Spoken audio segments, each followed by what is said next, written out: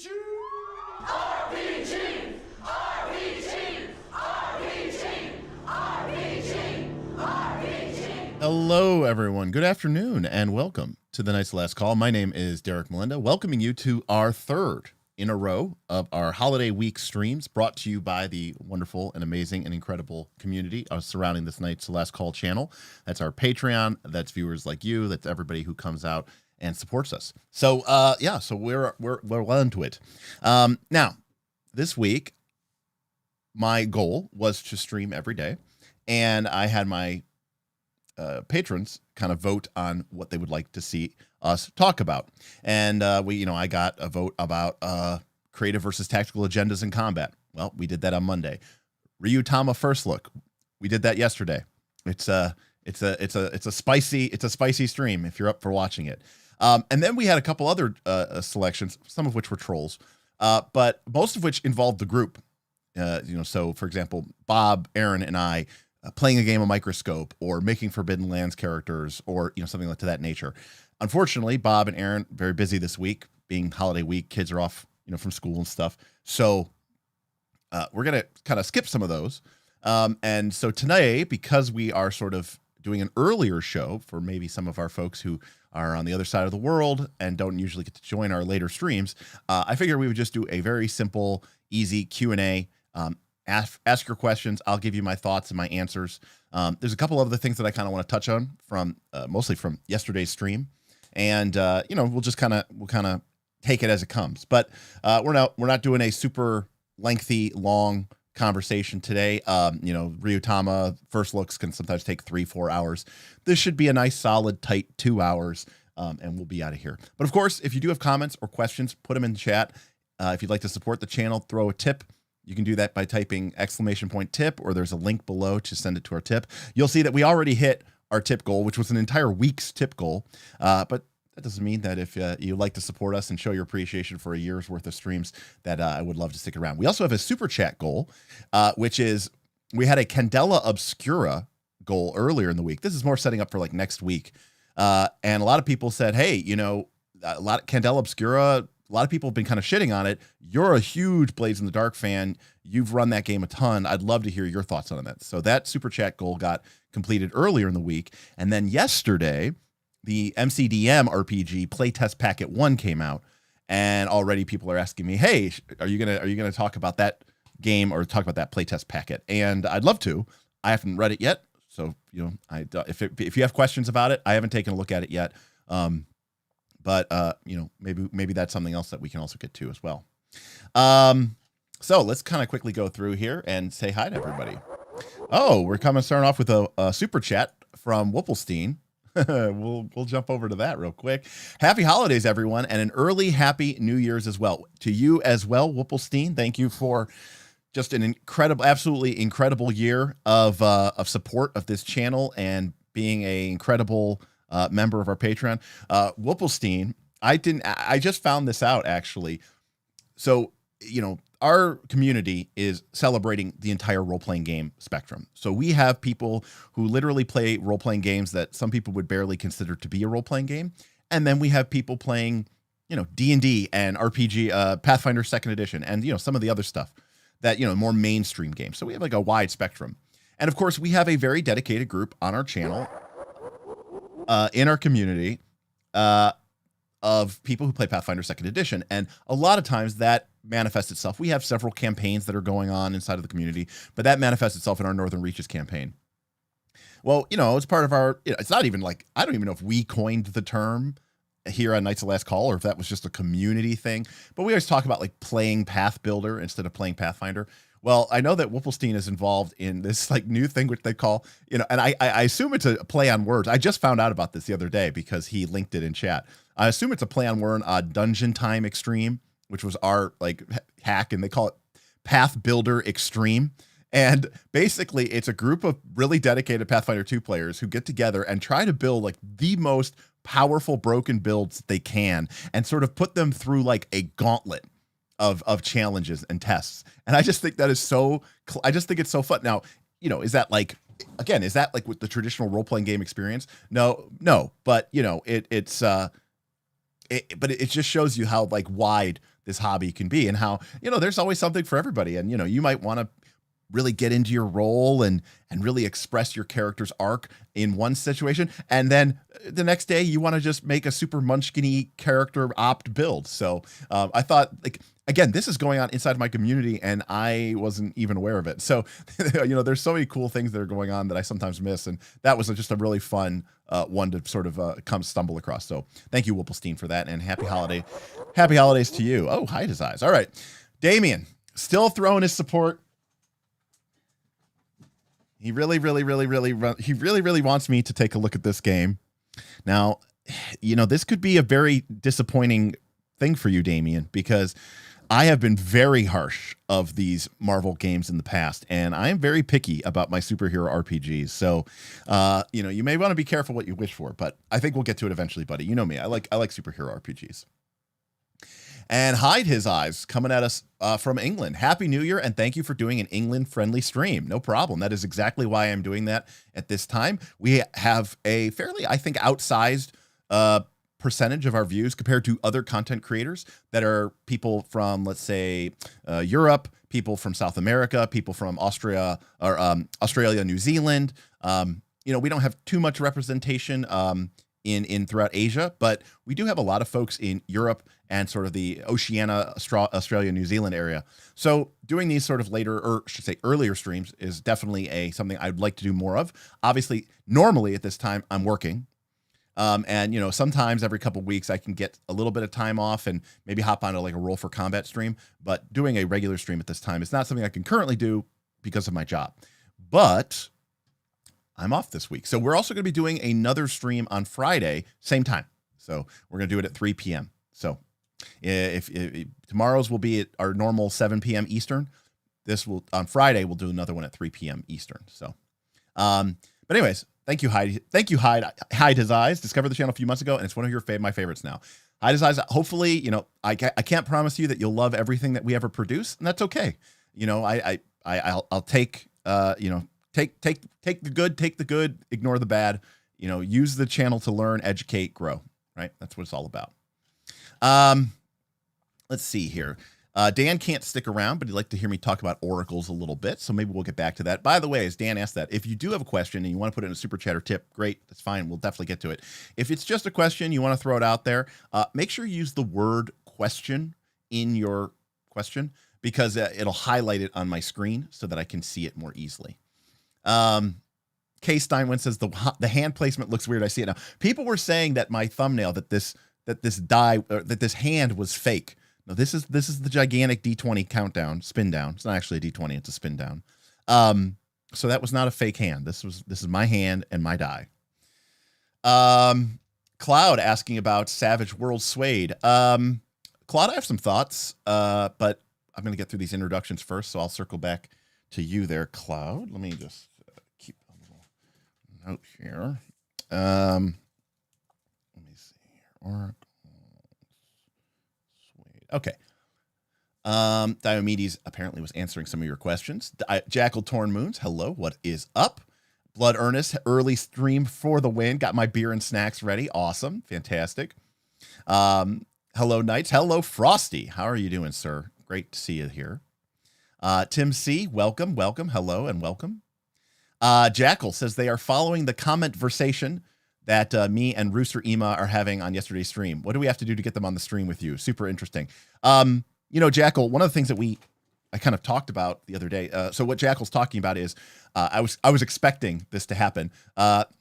Rooster Ema, who is Emmanuel, who created Fabula Ultima, huge Ryuutama fan and inspired, and by that whole game and that whole genre. And they obviously have a very deep and abiding love for the Japanese culture, the Japanese video games, Japanese media, anime, and the like. I was expecting them to comment on because they comment on some of my videos from time to time, and I was expecting them to comment, and they did, and I responded, and he responded. So, or they responded. I'm not sure what pronouns they go by, but either way, I'm actually going to read some of that conversation here because I think it is very educational. I thought it was very useful. But one of the things that we've talked about here on the channel recently is like the idea of trying to figure out a way to get guests on and having whether They could be industry guests like Rooster, or it could even be people from our Patreon. You know, I think some of the people that I communicate with every day are some of the smartest, brightest people I know. So just to get more viewpoints and kind of get the keep the conversation. Powered by the Apocalypse teaches us that we should keep the story feral. And so I want to keep my channel feral, right? I want to make sure that it doesn't ever become an echo chamber or one-sided. I want to make sure that there's a lot of different viewpoints and opinions being expressed here. So, even me, I will sometimes play the devil's advocate, like on Roll for Combat, just to keep the conversation, a little contentious. Sidon, hello, what is up? Pepper, what is going on? Catazor, hello, from PT, yes, hello. Isaiah is lurking. Ben is here. Hello, Ben. Ben is going to be on the show with me on Friday. So if you have some thoughts or comments or questions, Ben and I are going to be talking about NPCs and how to use them and why they're often misused. And a lot of times people associate NPC with just meaning a villain. I don't want to spoil anything like that, but I want to talk about the spectrum of NPCs and some of the do's and the don'ts, and really just talk about. And honestly, to be honest with you, I think my NPC game is a little weak. It's a little weak, and so I'd actually like to learn from Ben. So, Boothby, hello, good afternoon. Sean is here. Yo, what is up? Yes, I did this stream, and Damien messaged me, and he goes, "This is perfect. I'm literally going to be on a bus for like those 2 hours, so this will work really, really well." Lollipop, hello. Beowulf, question: who would win in a fight between you, Smith, and Bob? Free for all, no holds barred, and all of you have had a 12-pack of beers beforehand. That's a tough question. I'm taller and heavier than Smith or Bob, so Bob obviously is more active and works out more. Although he's not in great shape, but he's definitely in much better shape than Smith or I. I am a black belt in Taekwondo, so I trained in martial arts, but that was when I was a kid. I'm not really sure what martial arts training Smith and Bob had. I know Smith took jiu-jitsu for a while in his 20s. I don't know. I'm going to be cocky and say me. What is up, Pumpkin? Hello. Lance is here. RPG. Yes, indeed. I need to get more quotes or more sound bites from that movie onto my soundboard. I love them so much. Henrik is here. First chance to catch a show live. The time difference to Sweden usually means it happens in the middle of the night. Well, Henrik, that is why we are here, to support people like you. Neardrum, hello. London says that the light has been restored to my eyes. Yes. Normally can't make these checks, says Tyler. Yep, that is 100% understandable, buddy. But I'm glad you're here. Hello to Mystic. EU representing very hard today. Absolutely. Lollipop says, I'm glad we got some cultural context for Ryuutama in yesterday's stream, in the comments, I mean. So, yeah, so I'm going to talk about this really quick. Only 2 hours. I didn't know you were doing shorts. Yes. Krellis is here and finally gets to watch one of these live. Awesome. Fantastic. Derek, I think you should cover more clickbait topics to grow your channel because honestly, it's the best PF2E channel around. Well, Joe, I appreciate that. And I know that we haven't been producing as much Pathfinder 2nd Edition content recently.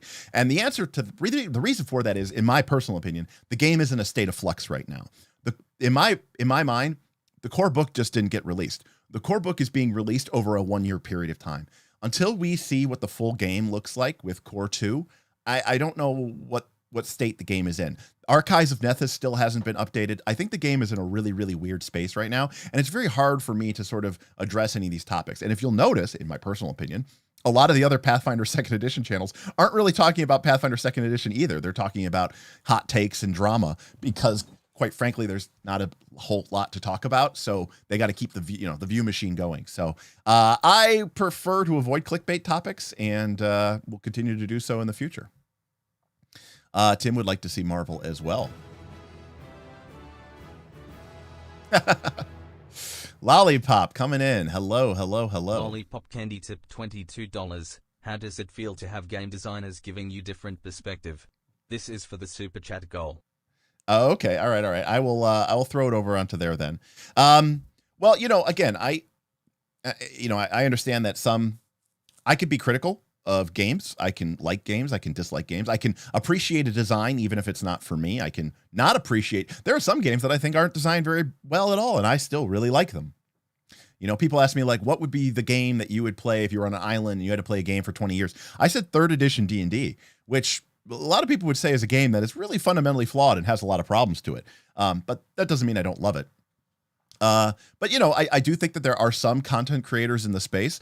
Rooster from Need Games is one of those. And,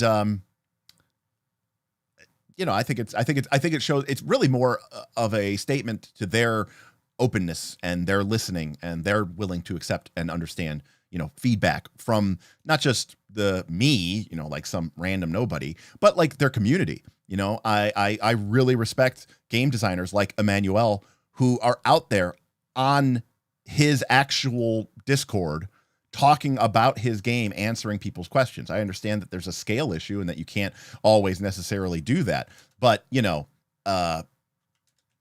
it is the case that I really respect that he does take that time. All right. Switched up the chat goals there. So thank you, Lollipop, for completing our super chat goals. So there you go. Awesome. You guys are rock stars. Thank you so much for all that. So if I missed your introduction here, Kalimakas, hello, welcome to you as well. We're gonna be path building extreme within the hour. Come hang out with us, y'all. Yeah, you don't have to be OP. Just I mean, to be clear, I made it seem like it had to be OP, but it's really more of just like pushing the design space as much as you possibly can, right? Something that you probably wouldn't want to ever do in like a long duration campaign, right? Yeah, the guest on Friday is going to be Ben. So Ben is from our Patreon. So you know, he's not a published game designer, but in my mind, he's one of the top minds that I know of, and you know, definitely someone who it's a great overlap because Ben and I share enough in common that there's a commonality of purpose, but we're also distinct enough that I think we disagree and I learn from him and sometimes butt heads with him. So it's a good balance, you know. James, nice to see you live here as well. Marvelous Mr. Mean, hello, hello, hello. It was a massacre, says Ikamos. By the way, Ikamos, thank you for defending me in the comments. No one ever should feel a need to defend me in the comments, but I will shout you out for trying to protect my integrity. I appreciate it. Again, this is one of the things, as a content creator, maybe it's just because I'm 40, and maybe it's because, I don't know, maybe it's because I'm not of that generation. I don't really care what people say about me online. I don't care if people call me an idiot. It's like a duck, water off a duck's back, you know? Cephalodog watching from their work desk. Good day to Joe. Came here for the Pathfinder conversation, stayed for the other talks. Hopefully, not in a bait and switch kind of way. So, hopefully that would be the case. K-Steinwein votes for Bob in the fight in the winner take all. Bob is the only one under 40 and still has good knees. That is okay. Listen, that is a good point. Smith would stun everyone with his flowing hair. I'm backing Smith just out of loyalty to the jiu-jitsu. Exactly. Now see Ben coming back with the simulation in a free for all. Longer reach has a massive advantage. Ben is a master of many martial arts.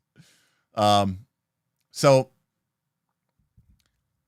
let's see here. Caleb says it's fun to watch Emmanuel to pop on the subreddit for Fabula as well to comment on mechanic intentions or give advice on homebrew. Why not certain things don't fit their design vision? Exactly. He is an active content creator, so I really respect the way that they do that. So real quick, so yesterday we did a stream about Ryuutama, and if you don't watch it, basically Ryuutama is a Japanese RPG that was translated to English and printed here. And fundamentally, and again, I am not an anime fan. I'm not an anime expert, so I don't understand a lot of the tropes of the genre, and certainly some of the unique elements of that culture. That being said, it's a game printed in English for people like me, so I'm approaching it from that perspective.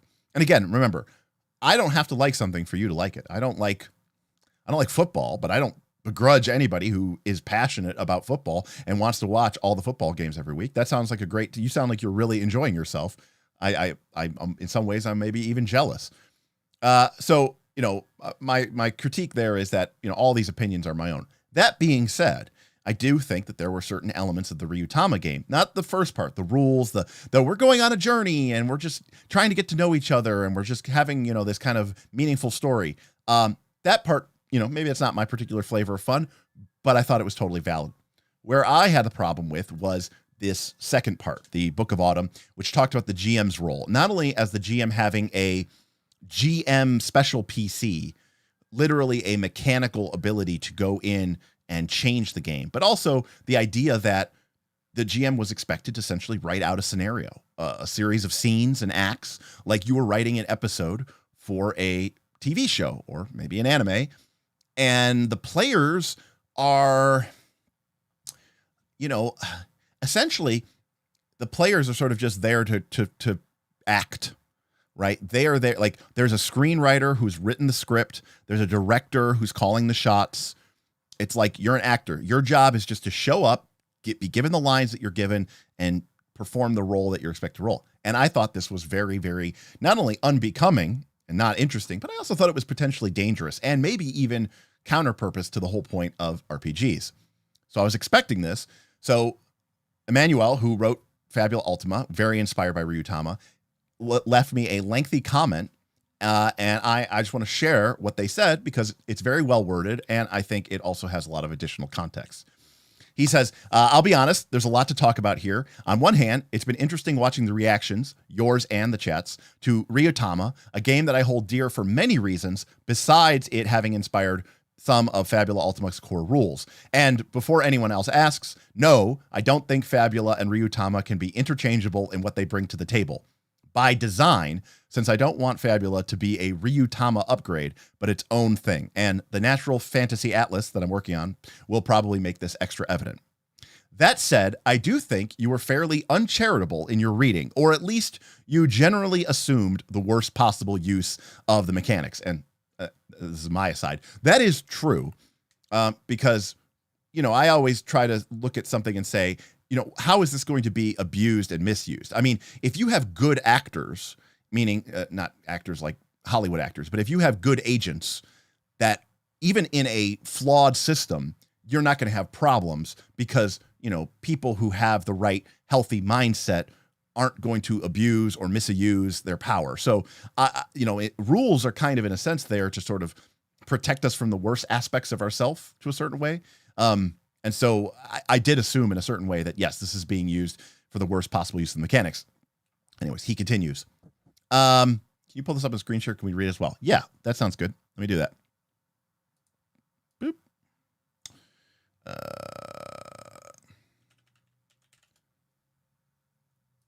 Okay.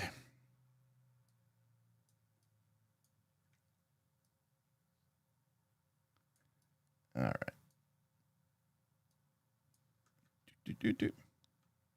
All right, here we go. All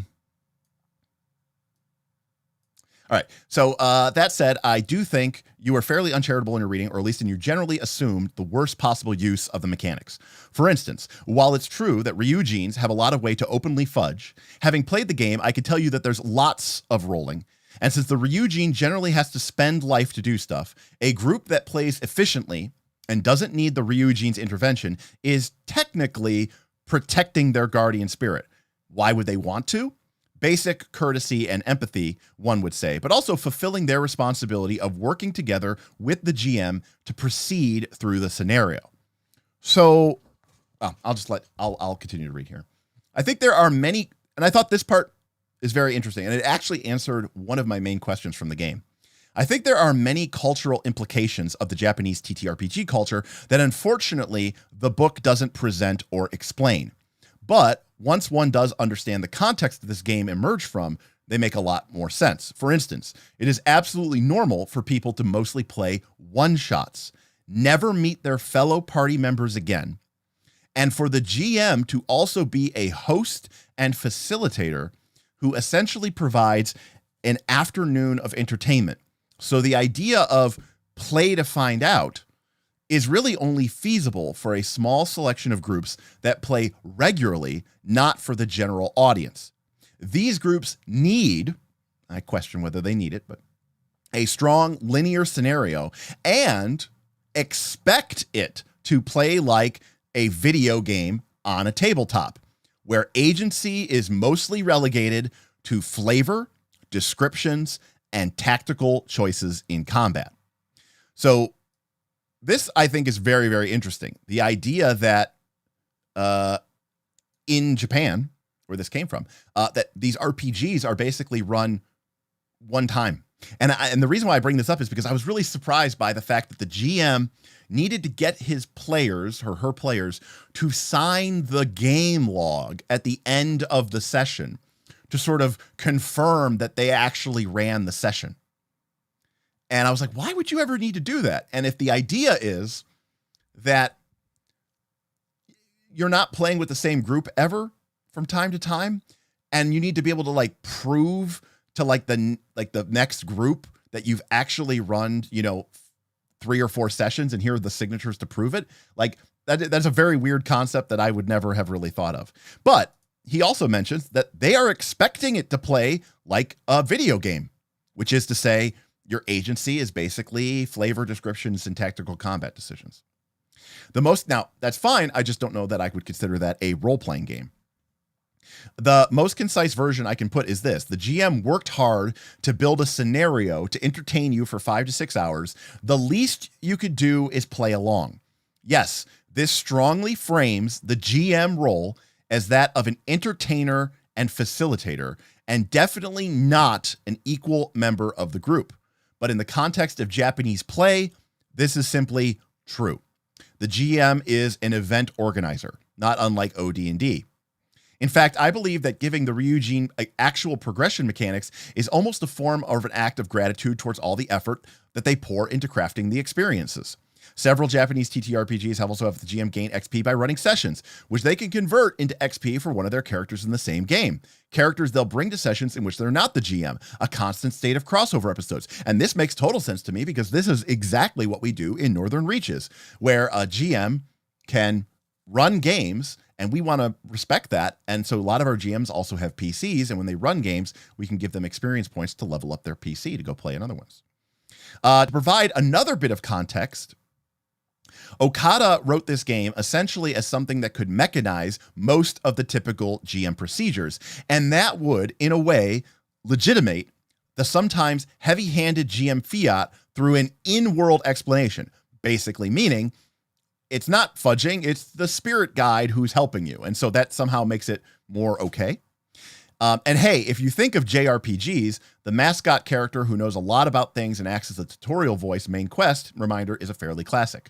Okada's main goal was to make a game that people would be happy to play together at a game cafe, going along for the ride and engaging in little hijinks.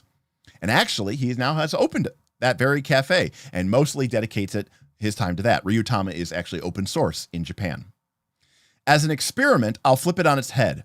When the Ryujin uses their powers, the players should feel like they have failed in their duties. This is a very controversial take for me. An ancestral protector is forced to swoop in and sacrifice their own life force to aid them. At the same time, if the players ignore the scenario or go against it, the GM should feel like they have failed in their duty to provide an engaging experience. This may read weird, but again, that's what I mean when I say cultural context matters. A legit criticism in this case is that the game does not contain an in-depth I'll get to that in a second. Thank you, Damien. Does not contain an in-depth foreword about this, which would have done a lot of heavy lifting. Sorry for the lengthy comment, but Ryuutama is such a unique and strange beast, and I wanted to provide a bit more experience and insight in running and playing it, as well as some behind-the-scenes information that would be interesting for you and your readers. Hope I managed. And then I responded, and he responded, and I'm going to respond. So, and you can go and read those comments. But, overall, I think, again, I'm here to learn. I'm here to be educated. Learning about the way that Japanese RPGs are structured, or the way that Japanese play experiences are structured, very unique, very strange. But I still don't necessarily know why they feel like a linear story time is more appropriate. I've played with plenty of people who are only ever going to play a one shot. This is basically the nature of convention gaming. And when I go to play a game at a convention, the last thing I am expecting is that I'm just going to be told a story and I'm going to go ahead and play my role. And that the idea that now we've talked about this before about social contracts. If your GM has gone and prepared a dungeon and that's what everybody kind of said we were going to do, and that was the expectation. And you show up at the session and you're like, I don't want to go to the dungeon. I want to open my own bar. Yes, you are being a dick. There is a certain limitation that can occur, especially in games that require a fair amount of prep. But the idea that a player, you're supposed to fall in love with this NPC, and if you're not doing that, then you're messing up my story. And so I am going to use these mechanics to make it in game that my weird little dragon spirit thing makes it so that you two accidentally run into each other as you're leaving school, and she drops her books and you drop your books and you fall in love. Okay, good. Now moving on. See, why did you make me do that? Why'd you make me do that, player? That mindset, I think, is horrendous. Now that may be a cultural thing, but that doesn't mean I have to like it. Maybe that's an anime thing. Doesn't mean I have to like it.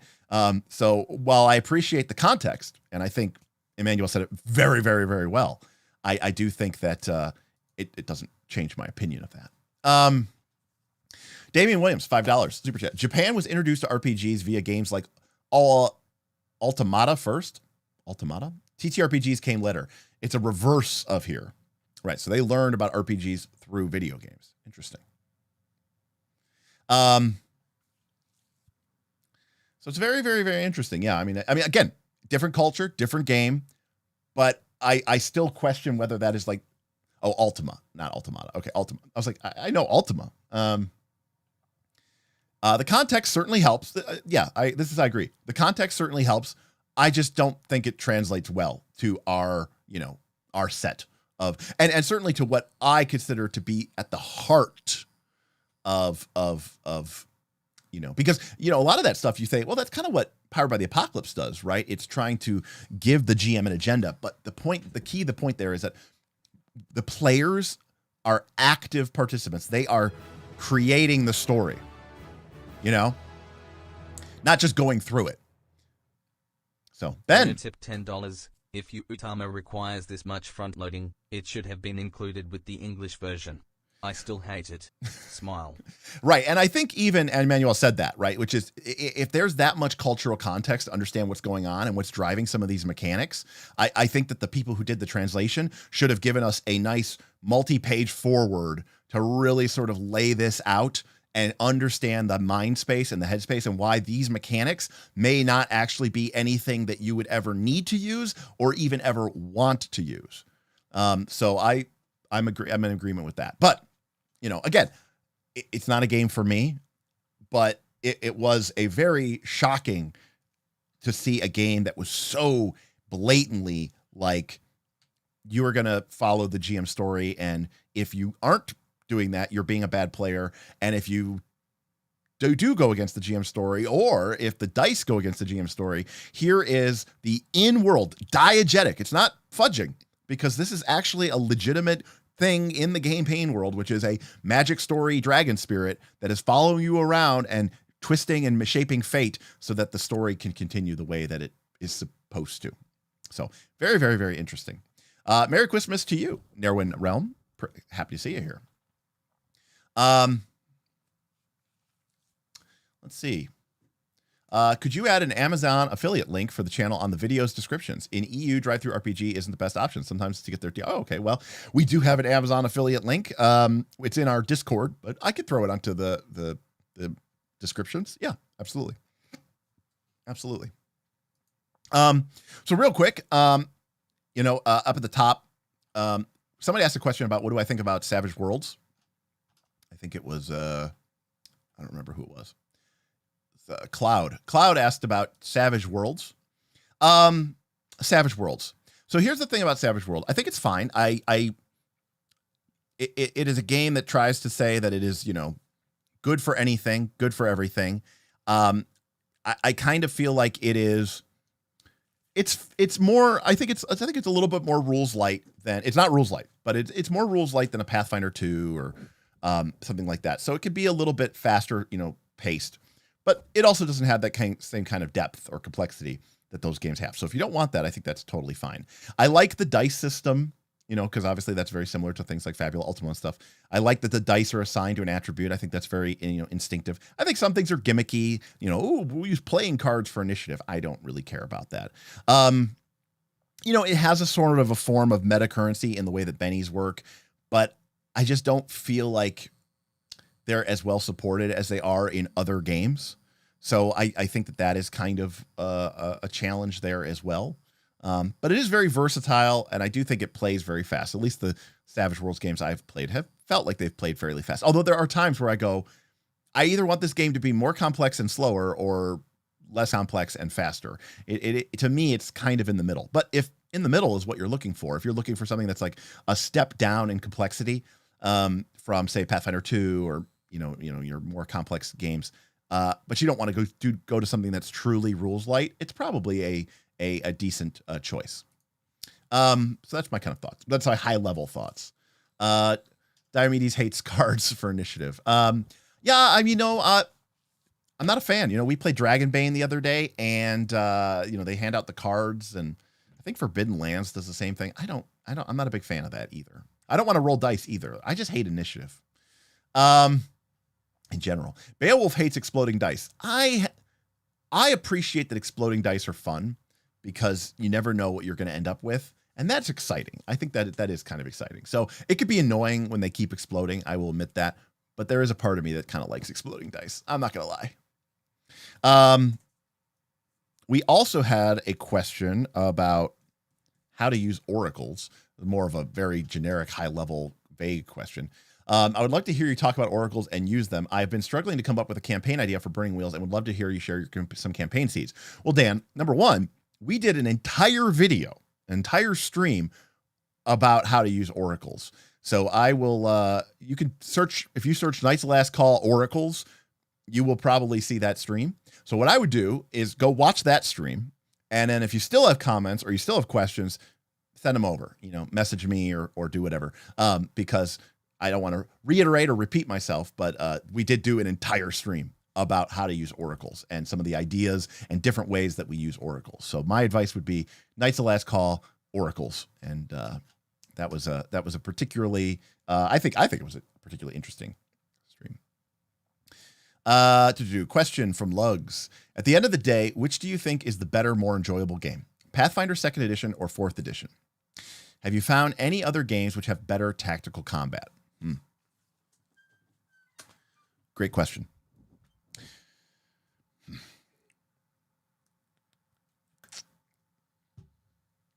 Okay, I will say this. Well, you say better / more enjoyable. I'm going to say that in my personal opinion, 4th edition is the better game. And the reason why I say that, outside of any sort of flavor differences, is that 4th edition to me is more clearly laid out. I like the way that the structure of the powers, the flavor text is very separated. And when I'm playing a very mechanical game, I saw a great conversation about this about 5th edition D&D. It was on r/RPG. And they're like, what is the one thing that 5th edition does well? And then like the OP was like, don't say because it's popular. And then everybody was like, because it's popular, And then somebody said like people started talking about the naturalistic language of 5e and about how at the end of the day, that's fine if you don't want to use like very codified gamey terms. If you just want to be like, hey man, make an attack roll. Make a melee attack, make a attack in melee, make a melee. It's like, well, are those different or are those same things? If the game is just using these languages, whatever, or these words, whatever, that doesn't mean anything unless the game then says, actually, we do care about that. And certain feats and powers care about whether this is a melee attack or if it's an attack in melee. Is a melee weapon my fist or not? And so I like the games to be very clear-cut and distinct. There are elements of Pathfinder 2nd edition, which it shares with many other D20 games, where flavor and there's this, like, which of this is rules text and which of this is not rules text. 4th edition D&D is very, very, very clear about that. And so outside of anything like, oh, I don't like powers and dailies and versus, feats and powers, like that's I think, half a dozen of one, 12, 6 of one, half a dozen of another. You can take your pick there. But I do think that alone makes it, for me, a better game. Because Pathfinder 2nd Edition and 4th Edition are both complex games where the mechanical interactions are supposed to matter, and I think 4th Edition just spells it out more clearly, is what it comes down to. I would say that, having played 4th Edition, I would say that, in terms of pure balance of math, Pathfinder 2nd Edition gets it more right. The math is much tighter in Pathfinder 2nd Edition, and if that's what you're going for out of your RPG experience, I think that Pathfinder 2nd Edition wins in that respect. But that's not something that I personally care about as much. I just want it to be close enough, and 4th Edition gets there. So, have I found any other games which have better tactical combat? Great question. If by tactical combat you mean on a grid, I don't know. This MCDM game just came out, and I got to take a look at that. But I honestly, tactical. No, not that we would call a role-playing game. I mean, I've played, miniature war games that look a lot like a D&D, most D&D campaigns. But no, I think that those two are probably at the top or at the peak,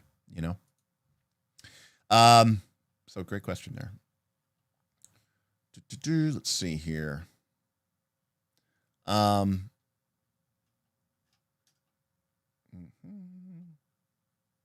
Zbiz says, Derek, thank you for the book recommendations a few streams ago. Picked up Game Wizards and Of Dice and Men, reading through Game Wizards now. Yeah, those are great books. And, Bob actually is reading through those now as well. And the Game Wizard one by Peterson's particularly good. So if you like that one and you finish it, then maybe you should go read Elusive Shift. That's another really good one as well. Let's see. I gotta get dude up for this one. That's right. We got this here. Joe, question: With Free League doing RPGs based on movie IPs, is there a movie IP that you'd like to see become an RPG? Do you mean using Year Zero engine? So the one that my go-to answer is, I can't believe there's never been, then it kind of died away because it was very popular in the early 2000s, and then no one ever talked about it again. But then it had this rebirth, and they did another movie. I was always shocked there was never, to my knowledge, a Matrix RPG. The premise seems perfect for RPG play because you have these different, like almost more like Blaze in the Dark, right? Because you have these different procedural elements of play. There's like, you could have your Matrix character and then you can have your real world character, and they can kind of almost be two separate characters, and you can have scenes and gameplay in the real world and scenes and gameplay in the Matrix, and the Matrix is hyper over the top, and then the real world is also super gritty, and then it gives you a great legitimate excuse to have both like anime superhero wire fu action, but also super gritty, horrible dystopian survival mode in the same game, and it actually makes sense. So I was always really, really surprised that they never made a Matrix movie, because I just feel like, or a Matrix game. I feel like that just makes sense to me, and I think it would be, pretty popular and cool. And there's people who just love that whole, IP and series. But let's see. And I love those movies. When I was younger as well. I didn't actually see the new one, but I don't really see movies that much anymore. Outside of that, is there another movie IP that I would like to see become the RPG? Movies that I love.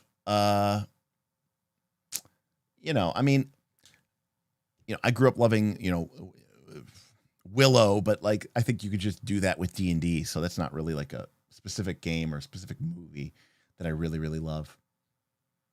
I'll say this. I'm surprised that there isn't like I love history. I love the history of the world wars, particularly World War II. I've had the opportunity to visit a lot of battlefields and memorials and stuff over in Europe. I'm surprised there's like not a World War II RPG, or any sort of kind of like that kind of level, like World War I, World War II. I don't know. Maybe it's just like too controversial or something like that, but maybe it's hard to do. I don't know. But I could just, again, I think about games like Night Witches, which is about female Russian fighter bombers in World War II. I think about games like Band of Blades, which has sort of a tactical military aspect to it, and those games seem to work pretty well. So Sean, reiterating my statement from earlier, yeah, like there are war games that I've played that are way more tactical than 4E and PF2. Yeah. Tyler says bonus points to 4E for the Warlord.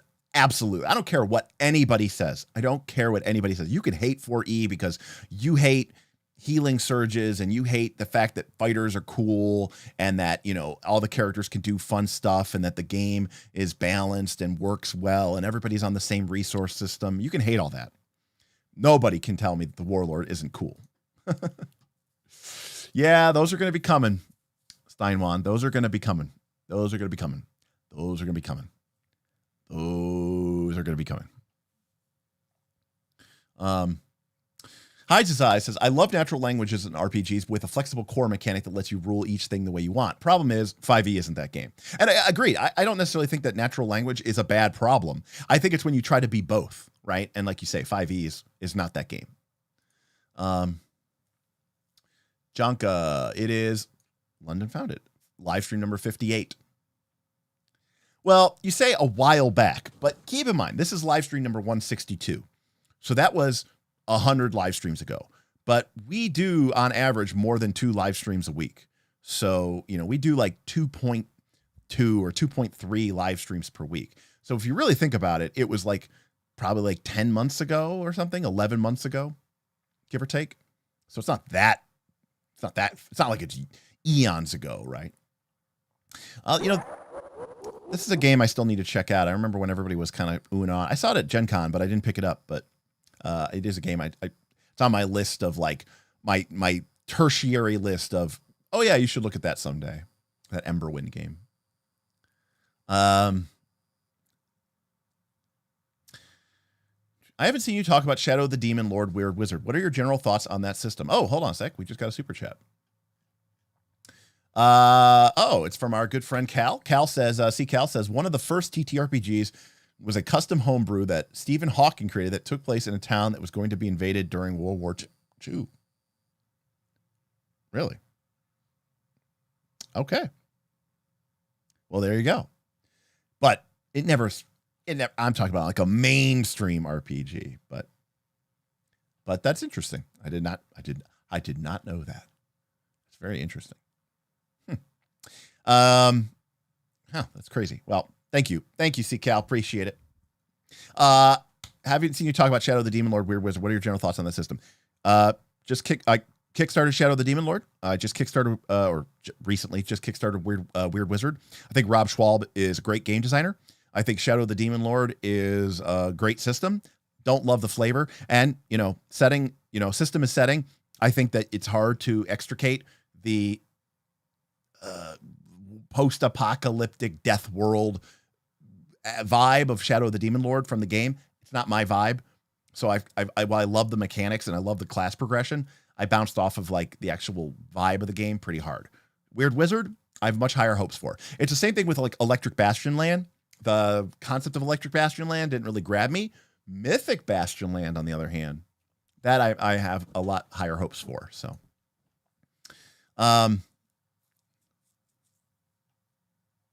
new edition. Ooh, now so what Ben here is referring to, is there is a book by John Peterson called Playing at the World that is really hard to find. I think it's like been out of print forever, or maybe it was super limited print run, and it's probably over 10 years old, and it's about the history of the development of games into role-playing games. And apparently they're coming out with a new edition. So I will definitely. I don't own this book. I have a virtual copy, PDF copy that I was sent to me by a friend. But I do need to pick up. I'd love to buy the book in paper. Yeah,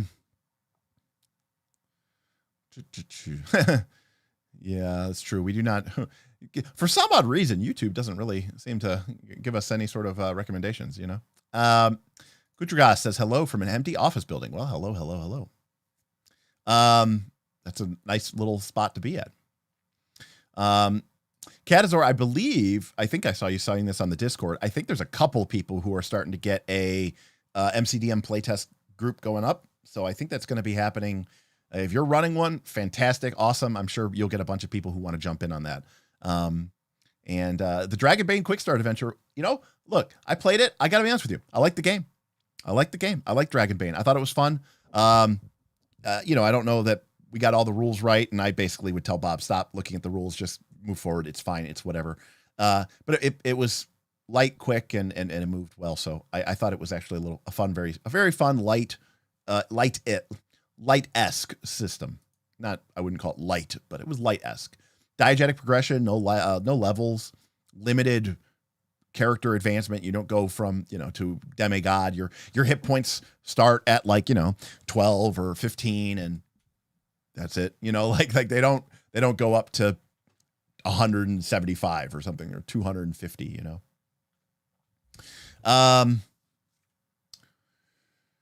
Kujibras, went down a rabbit hole of dice and DM-less games last night. Do you have any experience with this style of game? Yeah, some.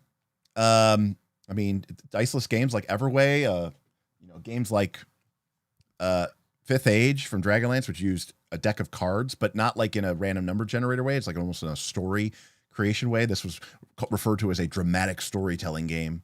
And then for the DM-less games, I have played Starforged, which is the sci-fi version of Ironsworn. I have personally not been a huge fan of some of the co-op solo games, not because I think they're bad. It's just that's not the experience that I'm as looking for. So I don't have a ton of experience with the DM-less games as well. Oh yeah, Transformers definitely has an RPG. It's out from it uses I think it uses the Essence 20 system from Renegade, I think. Lug says, personally, I'm not super hyped for the MCDM RPG after I've heard more about it. No attack roll sucks. I also think Matt is trying to show how smart he is and trying to making the best TTRPG possible. I'm going to break this down into 2 steps. Number 1, why? I'm just curious. Why does no attack roll suck? That's the only thing I've seen people really upset about this. And fundamentally, the attack is a series of random numbers, whether it's, attack roll, damage roll, whatever, resistance roll, dodging roll, whatever. It's a bunch of random calculations to come up with a number of you take damage. So the end result of that entire sequence of events is just a bunch of different random numbers to come up with a random damage number.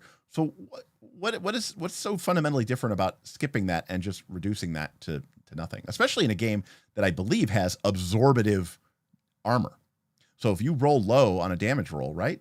I think MCDM has absorbative armor. I could be wrong about this, but I think it does. So, I personally like the no attack roll.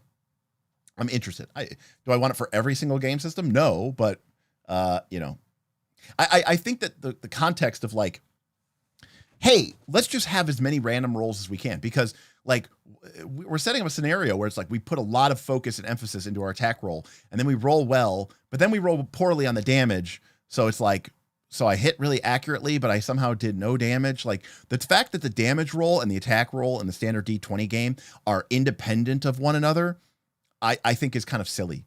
If I take a look at Legend of the Five Rings, in Legend of the Five Rings, you attack somebody, the difficulty, the TN, it's called, test number, is 2. If you hit 2 successes on your attack roll, you will do the amount of base damage that your weapon does. A katana does 5 points of damage. A bow staff does 4 points of damage. Then for each additional success over the target number, you do an additional point of damage. So if I get 5 successes, that is 3 more than 2. And so my katana, instead of doing 5 damage, would do 8 damage. And so that to me feels correct. I rolled really well and I rolled high, and so I do more damage. But I also, the threshold to do damage is pretty low. I only need to hit TN2, which is pretty low. Anyways, long story short.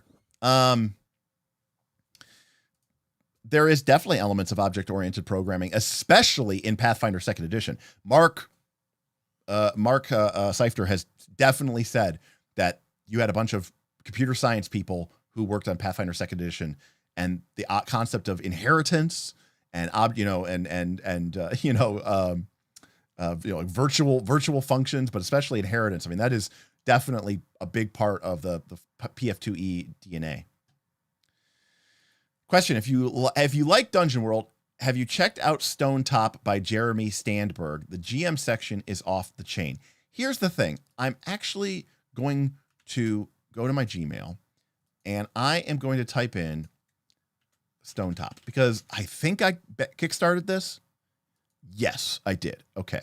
So, I got an email back in September about downloading to a Dropbox links with a bunch of information. And you know what? I have never looked at this, but it looks like it's a PlayStation. It looks like it's a PBTA game. So the name sounds very vaguely. I know it's like a community-based Dungeon World-esque game. I remember this vaguely, and I own it. It's in my.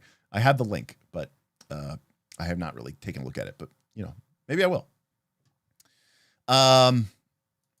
Pumpkin is hyped for MCDM so far. All right. There's a lot there that I like, especially for just the tactical combat game. Now, I want to go back to something though about Lug's second part. I also think Matt is trying to show how smart he is instead of making the best TTRP job possible. That could be true. I'll just say that. I don't know the guy, and I'm not super experienced with all of his work. But I kind of mentioned this before on some of my other streams before that there's an element, there's a tinge there of kind of wanting to just highlight just like how bad all these other games are and how good our game is. And then you look at it and go, you're just using mechanics that other games have already developed and revolutionized, right? There are other games other than 5e D&D and 4e D&D. Hopefully you know that. There's nothing wrong with being inspired by those games. You don't, if you use a mechanic from another game, that's okay. That doesn't mean you're not super smart. And I do feel like there's an ego. I think I've said that in a previous stream that there's an ego element at play here. Super hyped about how the MCDM development is going. Honestly, hard to keep PF2E in mind now that I'm like, oh, that's around the horizon. I mean, the game is not coming out till 2025, so we do have a while to go. But, do you think Kendall says, do you think Pathfinder 2 leaning into the 4E mechanics would have made the game a better game? Are there other games that you think could have leaned into it as well? I mean, I think so, yes. Particularly when it came to resources. That's my main complaint about 4th edition D&D into Pathfinder 2nd edition. In 4th edition D&D, and I know people think this is really annoying, but it does help your gameplay. Every character is on the same resource system, right? You have healing surges. I have healing surges. She has healing surges. We all have healing surges. So that is our innate pacing mechanic. You have at-wills, you have encounter powers, you have daily powers. We all have the same number of these. So we are all pulling, it's our own unique well, it's our own personal well, but none of us is ever going to be like, hey, I've run out of things to do and I can't do anything anymore. And another character is like, oh, I'm totally fine. I can go all day. I find that very strange given the design impetus of Pathfinder 2nd edition. I also think, and Matt Koebel talked about this, at least in one of his design posts, about why they brought in recoveries, which is healing surge. But I think 13th Age calls them recoveries too. Or what do they call them? I think 13th Age calls them recoveries as well. I could be wrong about that, but it's healing surges, it's recoveries, it's the same thing. But MCDM basically said, yeah, we brought these in because it's cool that you have this tactical resource and you're building up all this stuff and you're getting the victories, which is really cool. But we need something that the players can care about. And I cannot stress this enough. This is one of my main complaints about Pathfinder 2nd edition. All things being equal, you know this, I know this. Someone's going to say, well, what about the one time in that one instance that happened once in 12 months where my character, my parties were attacked and they couldn't rest? The fact of the matter is, in almost every instance, after a fight is complete, everybody heals to full. Whether it's because of kineticist healing nuts, or lay on hands, or druid good berries, or just mass medicine, treat, wound, spam. Everybody goes back to full hit points. And what that means is that when you get into a fight and you start at 100% hit points, whether you end that fight at 80% of your hit points, hey, good job, everybody. We played really well and we didn't take a lot of damage. Or if you end the fight at 10% hit points, or if you end the fight with half of the party at 0, unconscious, dying to, or whatever, none of it matters. The fight that ended at 80% was just as good of a fight as the fight that ended with everybody at 10%, because you're all just going to go back to full for free. That to me fundamentally makes me not care about the tactical agenda of the game. I don't have to play well to win in Pathfinder 2nd Edition. I just have to play well enough that we all don't die. That's it. And that's my core issue with Pathfinder 2nd Edition. I mean, it's a great game. You know, it's got a lot of fun moving parts. They all work out really well. So this isn't even like a game design issue. It's more of like the fundamental philosophy of the game. If I play really well, we flank, I set up the sneak attack, you sneak attack. We're just kicking ass. We killed the one monster in the first round because we, worked together and we used aid, and you cast a buff spell and we took that monster down and he didn't do a lot of damage to us. The reward, there's no, reward for that, basically. As long as you don't die. So that's the only threshold.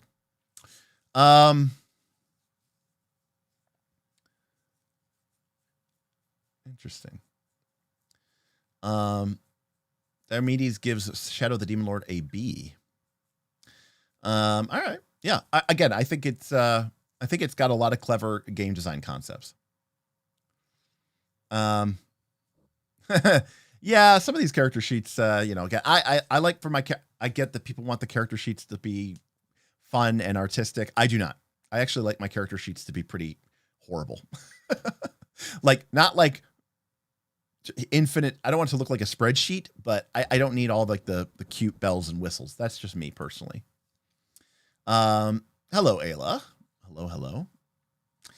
Yes, I am on vacation for my day job this week. I'm off Monday, Tuesday, Wednesday, Thursday, Friday. So I technically have to do some work tomorrow. So there's some reporting that I have to kick off that is recurring, and I have to run some stuff, but it's mostly hands off. So no meetings, no deadlines or anything like that. Not till next week. So, all right.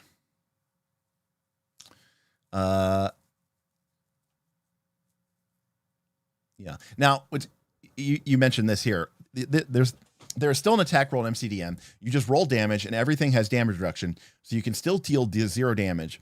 It's just combining the attack and the damage in the single roll. That is exactly how I understood it to be. And so instead of going through 2 sets of random processes to come out with the same basic outcome, which is, did you do some damage or did you do no damage?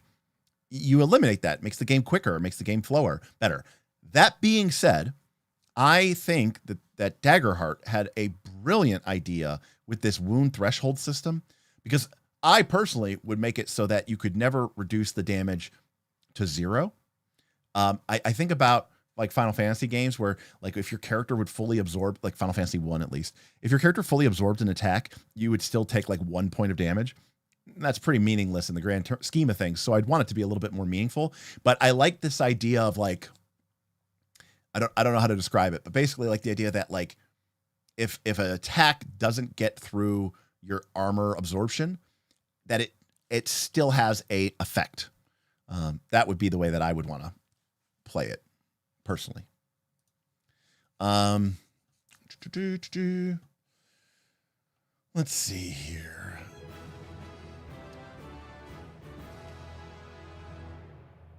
GM Scott. GM Scott tipped $10. Did you already talk about Dragon Bane? I'd love to hear your those after having played it.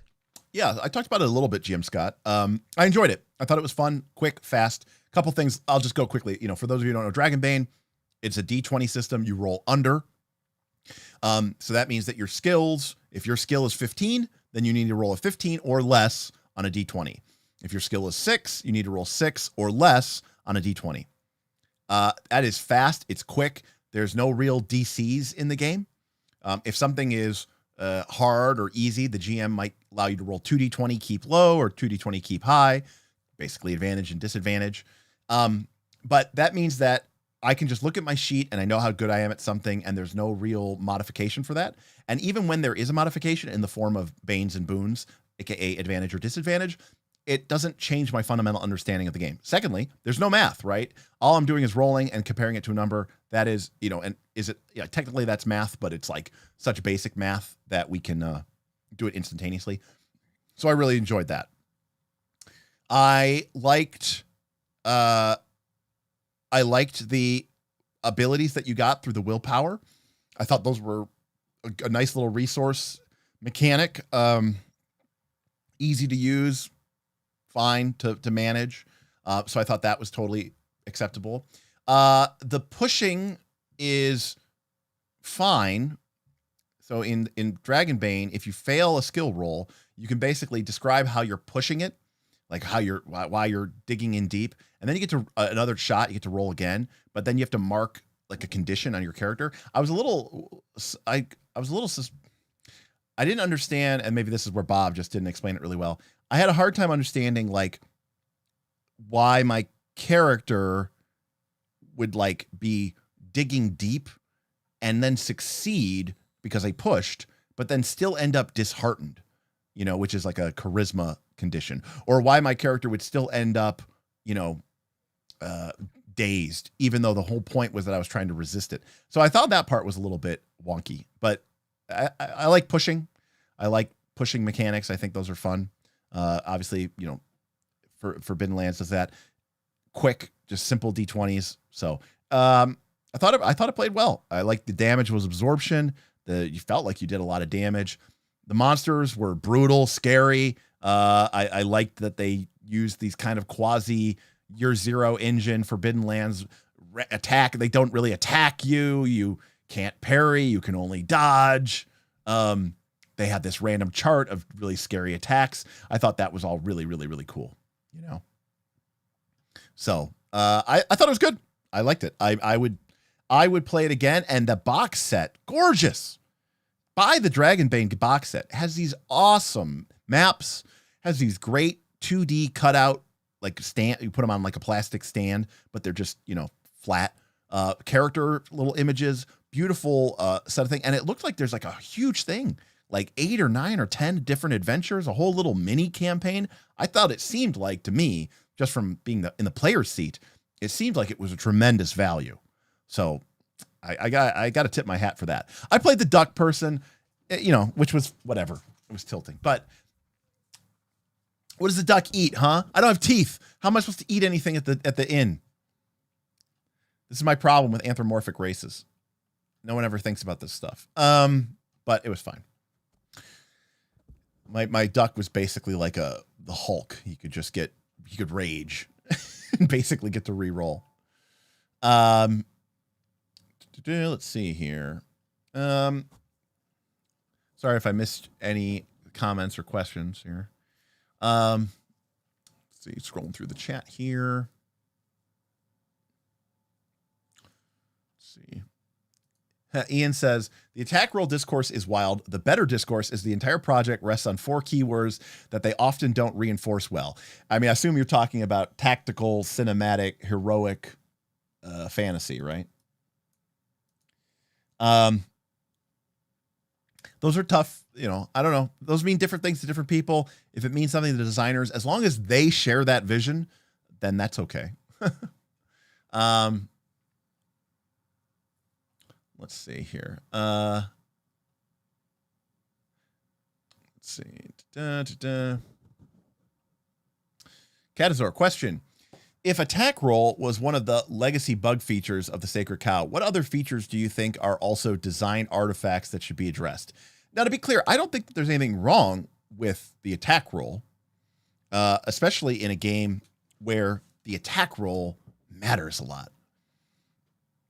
This usually means that you have to have, in my personal opinion, it means you have quick games, low hit point games. What does that mean? It means, AD&D, it means basic D&D. When we start getting into a world where combat, it might be 10 minutes before you get to take your turn again, 15 minutes maybe before you get to take your turn again.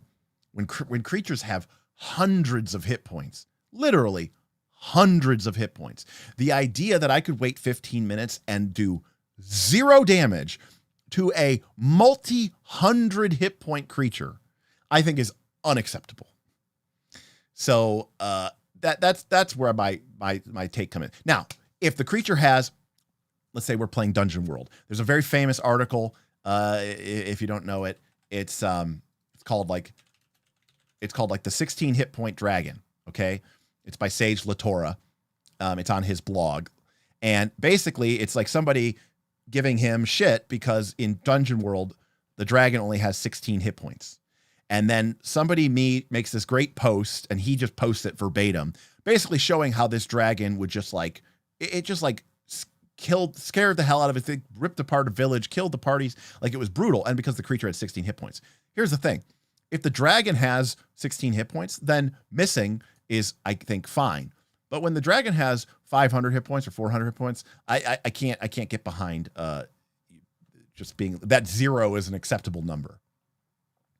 Okay, that's how it works in Vampire. Cool. I like that system. Works for me. I could see where it could work for that as well. Armor is just additional hit points in the current version. Interesting. Okay. I don't hate that, although I wonder what happened. I'm sure the rules get into this. I wonder what happens if you like take off your armor and put it back on. Do you like could I take off my armor and die? But fundamentally, I don't hate that. I don't know. I have to think about that. Interesting.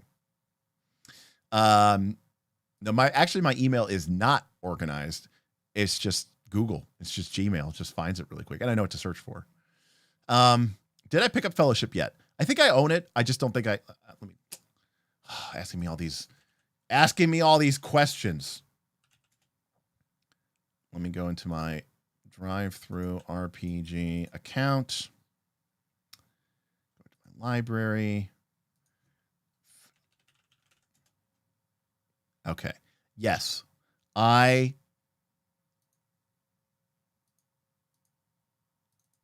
own Fellowship. In fact, it looks like I downloaded the Fellowship this summer. I don't think I've actually really read it other than maybe quickly looking through it. So there you go. That's the answer. Stonetop is unfinished. Okay. But mostly the setting material left. It's playable as this. All right. Good to know. Take a look at it. Ben is talking about Matt here, Colville. I definitely get the impression that he's trying to gloss over the source of the mechanics. Not deceptive, but definitely a sin of omission. That is my feeling as well. I don't think he's trying to like deliberately obfuscate what is happening, but I also feel like he's not going out of his way to bring attention to it. And I think rightfully so. I think if he came out here and started talking about how a lot of these mechanics are, inspired by or derived from 4th edition D&D. And I've heard James Introcaso, the main designer, be a little bit more liberal about that. And the reason why this is particularly interesting to me is because, several years ago, Matt was very open about how much he liked 4th edition and how much he was inspired by it, how much he took from it. And it seems like now that he's trying to make his own game and convince people to buy it, now he's suddenly not mentioning it. So that's the only thing that kind of rubs me the wrong way a little bit. Let's see. I don't know where this is from, but I also love inventory points in FU as well. I think they're fantastic. I love them. So to my knowledge, I have not seen any I have not seen any references in the ludicrosity, so I do not know. Do you think combat from Lugs? Do you think combat and non-combat systems should be different from one another? No. Wouldn't tactical precise combat paired with more free-floating narrative-driven non-combat rules be better? That would be Lancer or Icon or Beacon. And my general sense of that is no. I prefer to have, this is just a personal preference, I like to have universal game system mechanics cover. In fact, part of the thing is actually, I think that combat shouldn't, why is combat different than not combat? Like that's where for me, Dungeon World is a great example of this. There is no combat phase. We don't suddenly start playing a new game within the game that we were playing.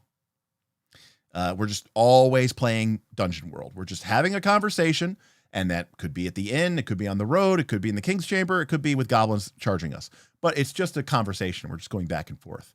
So, do I think that they should be different from one another? I think that you can definitely introduce mechanics to serve certain needs better. But in terms of like completely separate systems, it's one of the reasons I am critical of Lancer, is because I feel like I don't want to play 4th edition D&D and then go play, Blades in the Dark. And then when combat breaks out, suddenly we're playing 4th edition D&D again, and then we're back to Blades in the Dark. That's just me. That's my personal take on it. Because I like for the two things to talk to one another and to intersect with one another. Yeah. Yeah, Casey. Well, tomorrow is at our normal time, but Friday will also be going at 3 p.m. as well. Tyler says, the impression I get from the DC-20, that's another game system I have to check out. Because I've been watching or vaguely aware of the Dungeon Coach for a while. And Tyler here says, the impression I get is the author has only played 5e D&D while taking ideas or things he likes from PF2. My experience, Tyler, would be, or 4th edition D&D. Has he actually played Pathfinder 2nd edition or any other TTRPGs? I have no idea. I'm not familiar with his work. That being said, my impression that I get from his channel is that the answer is no. I think he's relatively new to the tabletop role-playing game hobby. I think he mostly was like a World of Warcraft MMORPG player, I think. And I think he got into D&D with Critical Role in 5th edition and, was getting maybe inspired.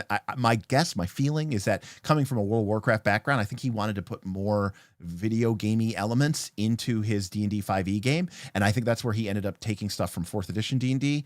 And that is kind of what his channel was for a while. Again, this is a very high level impression, having not watched, even 5%, 10% of his videos,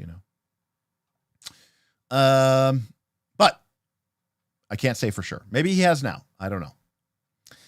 Can you recommend a starting adventure to teach the D&D 4e to new RPG young players? I like HS1 The Slaying Stone, I think is what it's called. HS1 The Slaying Stone. I think that's the name of it. I don't know if I have it. Let me see here. Gotta go into my 4th edition folder. Modules.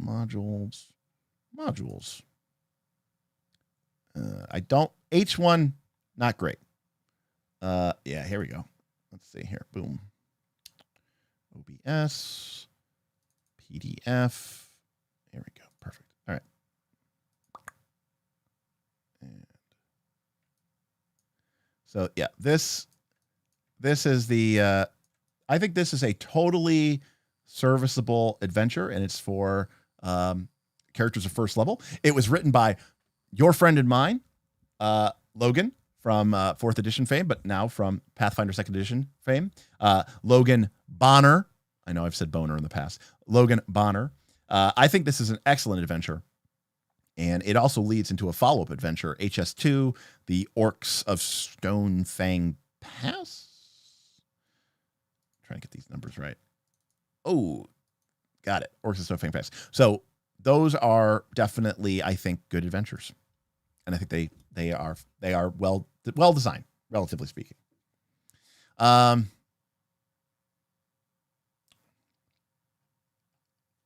see here. I was excited to read Weird Wizard, but he's gone MIA for a month, so I don't think it's coming back. Guess I'll read Forbidden Lands or Avatar instead. Again, I said this in the stream the other day. I think it was Monday stream, Christmas stream. I still have a deep and abiding obsession with the Avatar Legends game. I don't fully. I think the reason why I really like here's the real secret. The reason why I like the Avatar Legends RPG so much is because aside from masks, it is, in my opinion, the next closest thing to playing Monster Hearts. I know it doesn't seem like it's Monster Hearts, but it is. And since I love the gameplay that comes out of a game of Monster Hearts, Avatar is a fantastic. I love Avatar too. I mean, that is definitely part of it. But this is a fantastic way to get to that same place. You know, that's my. I think that's why I'm so. I don't like where I'm like. I know I like Avatar. I like Avatar a lot. But why am I so into this game? I think that's the reason. Have you played the Star Wars Genesis games using the proprietary dice? No, but I did play Warhammer Fantasy Role Playing 3rd Edition, which is the one that.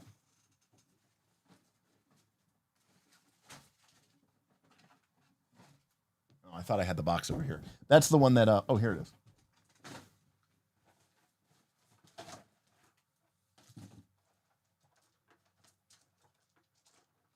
There we go. That's the one that had all these weird shaped dice with all these weird, silly little symbols on them. And, you know, everybody knows these dice by now. This is the stance die, and you roll all these symbols. We thought it was fun. Well, it was a little fiddly. Here's my problem with this game. Here's the problem with this game. The problem with that game is that if you were making dice rolls,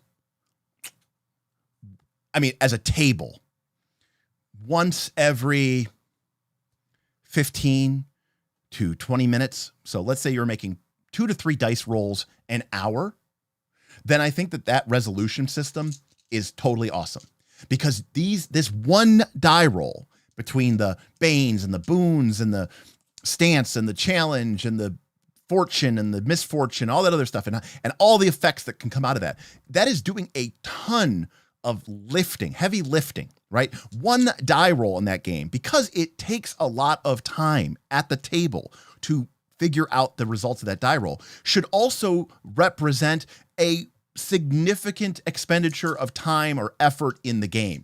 I want each of these die rolls to be like a montage sequence in the game. When you get into a world where, you know, your players are just going around making checks every few minutes, or you're in combat and it's just the attack roll, I feel like the whole thing breaks down, and it also makes me go, what is the point of having this really intimate moment with these dice pools if we're just making so many of them? It loses what makes them special. I like the group, you know, I like a player rolling their dice. You know, we build the pool together as a community, right? Like we're oh, well, it's, you know, draining, and oh, but this person's helping you. Like, we're building it as a table because we're kind of, through the dice pool mechanic, we are setting the scene mechanically through the dice. We are setting the scene narratively. Then we roll the dice to see what happens. We've set the pieces, and now let's see what happens. And it's a great moment for all of us to kind of focus in on this one die roll. But if you're rolling them all the time, then it's not special. And it's actually annoying, because it does take, in my opinion, a lot of time. Or you just start rushing through it. And that also is, well, then why are we doing it? Why am I pulling out, I don't know, 10 different types of dice just to rush it, you know? So yeah. Let's see. GM Scott was impressed with Dragon Bane. Yeah, Bob looked up your GM Scott tips and advice for running Dragon Bane before we started playing, and read them out to us. So that was helpful. Thank you, GM Scott. I played the duck. Actually, it's the mallard race.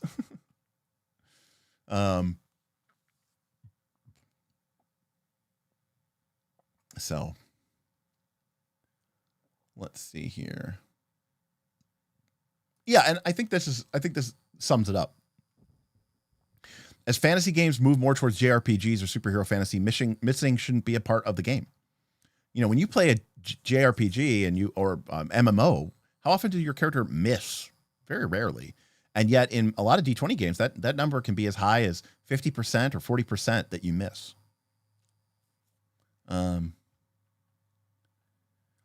Let's see here. I do love me some Rogue Trader. Dark Heresy's fine, but I do love me some Rogue Trader. I have not plumbed the full. I've actually never ran a full game of like like Rogue Trader or like Warhammer Fantasy, 2nd edition, 4th edition. I think I've said this before, but I would probably take, well, I'd take 3rd edition D&D, and then I would probably take some Powered by the Apocalypse game, you know, maybe, I don't know, maybe right now, today, I would take D&D, I would take Monster Hearts, and I would take Legend of the Five Rings. I think that'll give me a very wide experience of stuff that I would want to do and play. There's no sci-fi there, but I think I can live with that. You read Icon and hated it. It's 2 different games. That is my opinion as well. Hunt does this apparently. Ben has been on a tear, just playing every game that you could think of. It's 2 different resolution mechanics smushed together. It's very disjointed. Yeah, again, it can work. I'm not saying it can't work. I'm just saying it doesn't feel elegant to me. It's not an elegant, solution to me. With the no attack roll thing, I have a strong suspicion that Matt Colville does not mention the Chris McDowell games, or he did it because he's unaware of them. Not that he's hiding their influence. I mean, sick burn, but yeah, that it is entirely possible. I mean, how can you be in game design and not know what Chris McDowell has been making, right? Like, whether or not you play those games, you should be reading them.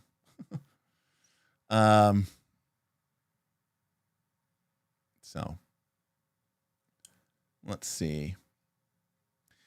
His community is all 5e players, and that community has been convinced that 4e is the worst thing to ever happen to RPG. So he kind of needs to avoid openly admitting his inspiration if he wants to sell. And yeah, that's more or less my thought on that as well. So I completely agree with you. L5R is a little different. L5R only uses 2 different dice. So that's a big difference. But I will say Legend of the Five Rings, I feel the same way, where if you have to make a bunch of rolls over and over and over again in quick succession, the game feels weird and it kind of gets really clunky. And it's like when your frame rate drops in a video game and things start getting too jittery and you're like, the gameplay experience is not really enjoyable here.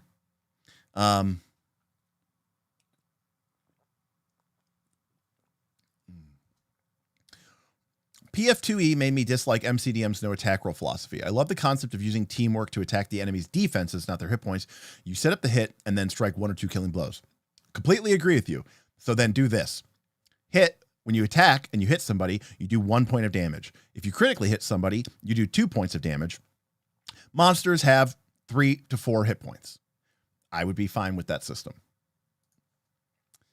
Sidon wants to know, how the hell do I always have stuff at hand? Well, Sidon, this room that I am in, this room is not my bedroom. This room is not my office. This is strictly for streaming. This entire room is dedicated to streaming. So I have big, huge lights set up and cameras and tripods and I have games surrounding me that I can access. And of course, back on my shelf. So it is because it is literally set up to do exactly just that.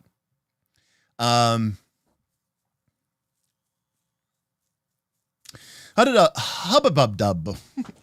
The culture surrounding WotC Hasbro right now is just so toxic to the TTRPG community right now. Can you really blame MCDM for distancing themselves from D&D while making a competing product? I will say this. Wizards of the Coast, like, they're a company. They're a corporate company. They do shitty things because they're a corporate company, not because they're Wizards of the Coast. If you have a problem buying stuff from companies that do bad things, I don't know what to tell you. Like, they kind of all do bad things. They're in it for themselves. They really are. You think Wizards of the Coast, I'm not trying to defend them. You think they're the first people to ever fire somebody before holidays? You think they're the first people to ever let people go? Of course not. That happens all the time. But the TTRPG space is so, and the content creators they're so quick to pounce on everything and just make everything about this big personal attack, and which is fine. But then they keep on going playing their games, and they keep on buying their stuff, and they keep making a living off of that hobby or industry. That I find to be somewhat disingenuous. So I will say that. Yes. Face lesson. Very good point. That is something that I feel like I would say. So maybe that's why I was like, yeah, that's like, I agree with that. It's not about the math. Fuck the math. I don't care about the math. It's the tactical, it's the tactile. It's the feeling. It's the experiential problem. They're not trying to solve a math issue. They're trying to solve a user experience issue. And that, I think, is a very admirable goal. Which makes sense. Genesis came out much later. I mean, Warhammer Fantasy 3rd Edition was the first time that they did this, right? So, CDA, I do not know anything about that. Tips for a GM from Neverwin Realm. Tips for a GM wanting to run a Pathfinder 2e game with some exploration, starting with the map visible and with points of interest marked as adventure hooks are revealed. Well, my advice would be similar to the advice that Aaron would give you, which is don't give them a map, and definitely don't give them a hex map. That hex map is for you. My advice is give them rumors. Let them don't mark a point on a hex map, because then they won't ever see it as a real place. They'll view it as a place on the hex map. Get information like, you know, if you follow the rocky stream for 3 days to where the tree line begins to thin, you'll see in the distance a bald Tor standing above the marshlands. You know, that's where you need to go to find the temple of Razgul, right? Like, make it more about feeling like you were living in that world rather than making it a meta game outside of it. That would be my advice.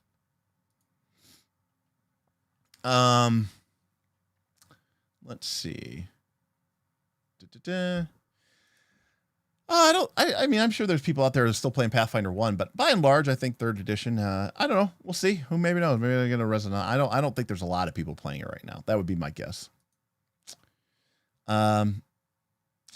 Cypher System Numenera stream when? I want to see your face when you get to the part on GM Intrusions. I was one of the very first Kickstarters for Numenera. I have a signed, lettered copy, numbered copy of my Numenera book, because I pretty much worship Monty Cook for a long time. So I am very, very familiar with Numenera. Not so much with the newer version and when it became sort of the generic Cypher system, but the base Numenera, I know very, very well. So long story short, I would not mind the GM Intrusions. Let's see. Streaming roles, life goals. Well, you know, it is nice that I had this ability to do it. Mostly it's that it's a fairly small bedroom and, you know, I don't have kids or, you know, anything like that. So I've got extra rooms.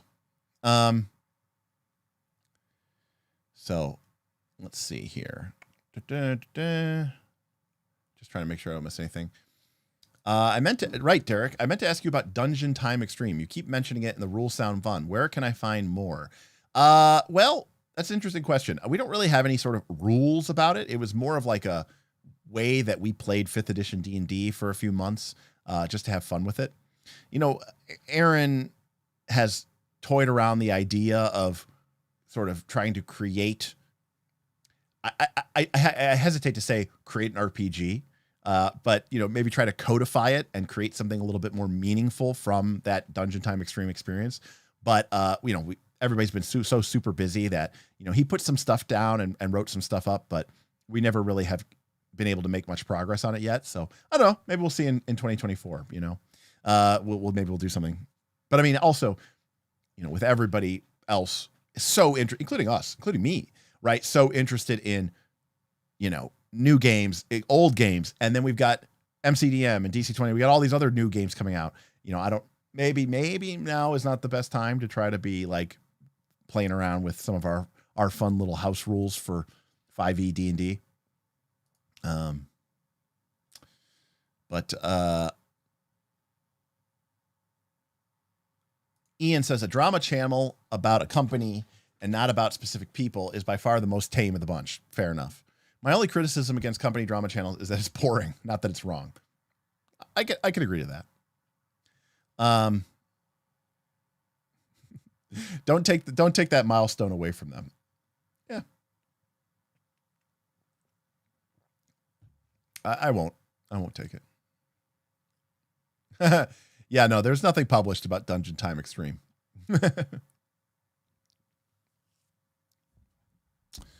That can be somewhat useful. Actually, Al Rayan, this is one of the reasons why I really love the Legend of the Five Rings system.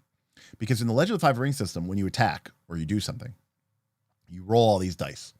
And fundamentally, the dice first. You roll the dice first, and then you get to pick which dice you want to keep. You don't get to keep them all. So you roll your random pool of dice, and then you get to pick certain numbers of them. By and large, there are two symbols. There are success symbols, and then there are opportunity symbols.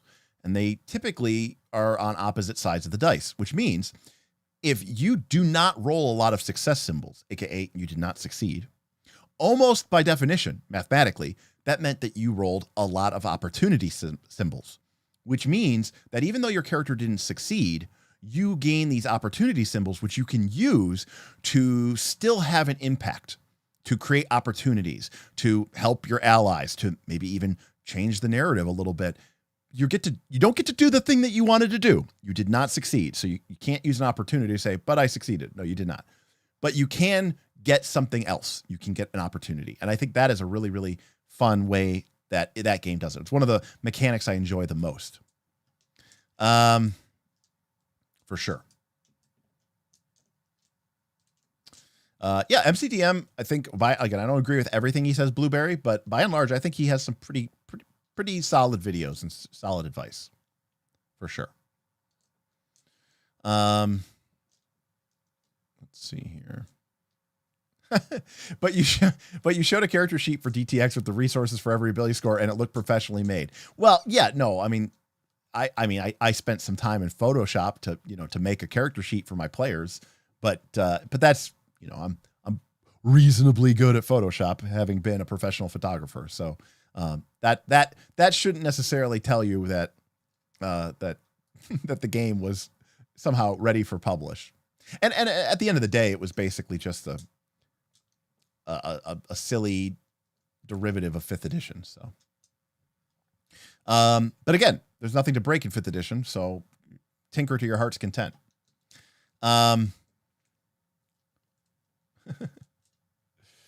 Let's see here. Well, the problem with this is, to go off on a tangent here, Dungeon Time Extreme was me playing Aaron wanted to play 5th edition D&D. And I wanted to do like an old school, almost like an OSR type game, right? I wanted to go dungeon crawling. And I had this thing, which is that I have run Keep on the Borderlands, B2, Keep on the Borderlands. I don't even know how many times. Dozens of times, between cons, one-shots, multi-shots, campaigns that started that didn't finish. And I said, I've never actually had one group complete the Caves of Chaos. So I thought it would be fun. And Aaron wanted to play 5th edition D&D. So I came in there with this idea of like, hey, we'll play this kind of old school version of D&D. And Aaron was like, oh, I just wanted to play 5th edition D&D. And he's like, I don't want to give up. I have a dwarf fighter cleric and a, bonus action. I have the war domain, so I can make a bonus action attack or something. Like he was like, I don't want to give that up. And I was like, okay, well, fuck it. All right, we'll play old school 5th edition. And there was a book that had come out called 5 Torches Deep, which had some inspiration and some good ideas. And I was like, okay, we'll take that. But then when we started playing, I realized I don't even know the rules to 5th edition, and I didn't really want to look them up. And I was playing with a group of people that changed. Sometimes we had 4 people, sometimes we had 7 people. But I was also playing an old school module. So like when you rolled dice, like it was like, how many ghouls are in this chamber? 3d6. It could literally be between 3 to 18. I don't even know how that is balanced in any sense of the matter. We didn't use a grid. So when Aaron or someone would cast, what's the Thunder Wave? Is that the low level cleric spell that blows, it's a big, we would just sort of estimate it. And then we created on the fly our own sort of weird hacked, phased based initiative, sort of kind of based from like BX D&D's initiative order system. It used a group based initiative with D6. It was like a complete kludgy hack. But what really ended up happening is because I didn't care about it, I was like, oh, well, D20 is fundamentally flawed. because when you roll high, you get what you want. When you roll low, nothing happens. But I was like, fuck it, like I don't give a shit. Like we're playing D&D, and it's just a group of people, mostly just drinking. We're just hanging out, and nothing matters. And the rules, I don't really respect them. And quite frankly, the whole premise of the game was already flawed, because it was supposed to be this old school kind of grim and dark dungeon crawler, and Smith brings in this 5th edition character. It was almost like when we played. You remember when we played Dread? I think that was for everybody. But if you're a patron, if you saw the Dread game, and Aaron showed up to the Dread game with a literal 3rd edition Pathfinder character, Pathfinder 1 character, a 3rd edition paladin cleric or whatever, that was kind of like the same thing. So I was like, all right, look, this already doesn't matter. So what ended up happening is I just basically kind of converted 5e D&D into Powered by the Apocalypse, but there was no real hard and fast rules for it. But basically, if you can imagine, this is all theater of the mind, right? The party's going into a cave, and then I describe that they start hearing, shouting and screaming and yelling, and they can see flickering shadows on the wall as a, huge surge of hobgoblins comes pouring into the cave. And the party yells like defenses, and then the fighters spread out with their shields, and they're trying to create like a shield wall. And I describe I won't even tell them how many orcs there are. Like I roll, I'm like, okay, there are 36 hobgoblins. And I just describe it as like this massive wave, this tide that just smashes into their shields. And then like a player makes an attack roll, they roll low, and I just go like, you overswing as you break a hole in the shield wall. Orcs begin pouring through. It's like, wait a sec. So I missed, so the orc got to move. And again, it's all theater of the mind, so it doesn't really matter. And it was because I was basically playing Powered by the Apocalypse with 5th edition D&D, but not using any sort of formalized system. Anyways, long story short, everybody fucking loved it. And so everybody was naturally like, oh, this is cool. Like, how do we should like bottle this. And, that is a conversation that we have had about like, should this be something that we try to do? But my fear is that in trying to capture that essence, you diminish it. So that is why we have not done that yet. But it's something that, Aaron and Bob have talked about, and Aaron's pretty passionate about. So it may be something that comes in the future. I haven't seen you cover much in the OSR domain. Where do you stand on games like OSE, Lamentations, and Shadowdark? By and large, the reason I don't really cover those games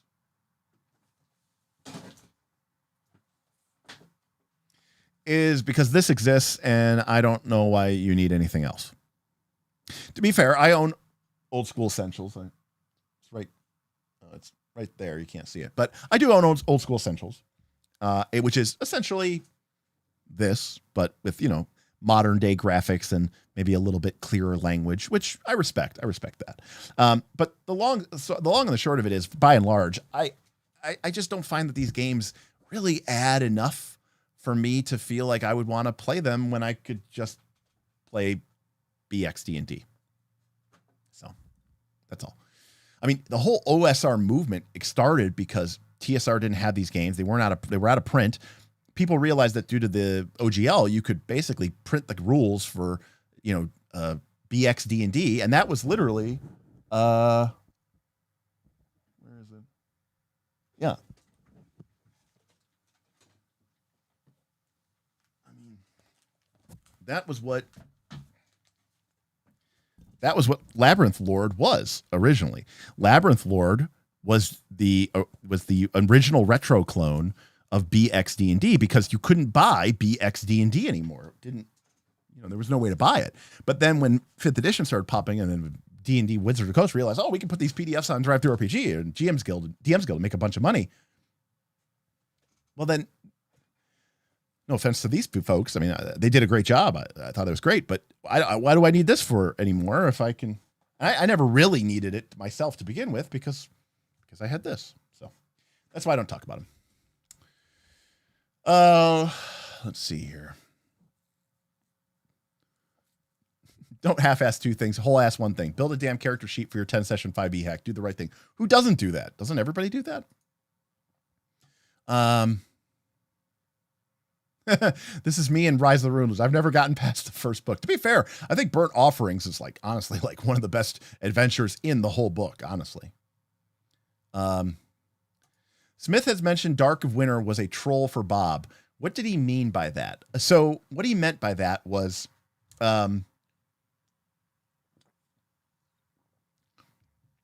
Dark of Winter was, Bob at the time was just like, I want to level up. I want to get stronger. I want to beat the bad guys. I want to go into the dungeon and I want to fight the monsters and I want to rinse and repeat that ad infinitum. And so Dark of Winter was originally designed to just be like, here, Bob, here's everything that you've ever wanted, in a game.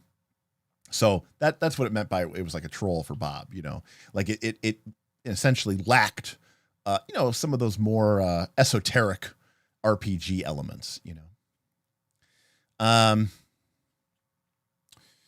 We've had a lot of fun with Five Torches Deep too. I think it's a great little system. There's a lot of great nuggets of good information in there. There's some things that are a little wonky, but by and large, I think they did a great job with that. And it's cheap. I have a 200 session, 5-year long campaign planned out. Oh, no, buddy, come on. Please don't do that. I know you're talking about the 10 session dungeon crawl. Don't plan out a 200 session, 5-year long campaign. Come on. You don't deserve to do that to yourself. That nobody should do that. Let's see here. Are we getting caught up? We're almost caught up to the end here. What has been your favorite supplemental piece? What have been your favorite supplemental pieces to the TTRPG experience? You used to talk about products like ones for backstory building. I believe you used something like that for Root. Yeah. These are backstory cards. They're from Galileo Games. There we go. Come on. Oh, there it is. By Ryan Macklin. This is expansion 1, but there's other thing. Or maybe it's by Brooklyn Games. I don't remember what they're called now. But this, I think, is a fantastic supplemental to the RPG experience if you care about doing that sort of collaborative world and group building. Would have been my other favorite supplemental pieces for this. Let's see. I mean, we've talked about this on this channel many times, but Microscope, which it's technically an RPG, I think that really changed the way that introduced the idea of these collaborative world building sessions to us. And that idea now is a part of games like Fabula Ultima and some other games. But that was a pretty big inspiration for us in terms of being a supplemental product that really changed the way that we sort of viewed games. Let's see, what other supplemental products? I don't know. I'd have to think about that. That's a good question. But I just, off the top of my head, I don't know that I have like all the great answers. Ben says, amen. Why play The Imitation? Right. The real thing is right there. It's great. I have read Trespasser and I remember thinking it was pretty good. I don't remember everything about it, but I remember it was fine. The irony of this exists. Why need anything else while sitting in front of a wall with other systems? No. Because none of these games here are this. This is this. And Old School Essentials back there is this. So these are just like taking this concept. And then, if I take this and I add in, but your torches run out in real time, that is different. I just don't think it's enough different to justify me picking it up. That might be if you don't own anything and you're really into that, then I'd say go pick it up. But but this game and Legend of the Five Rings down there, or Call of Cthulhu right there, or Seventh Sea, or Numenera right there, are very different games doing very different things.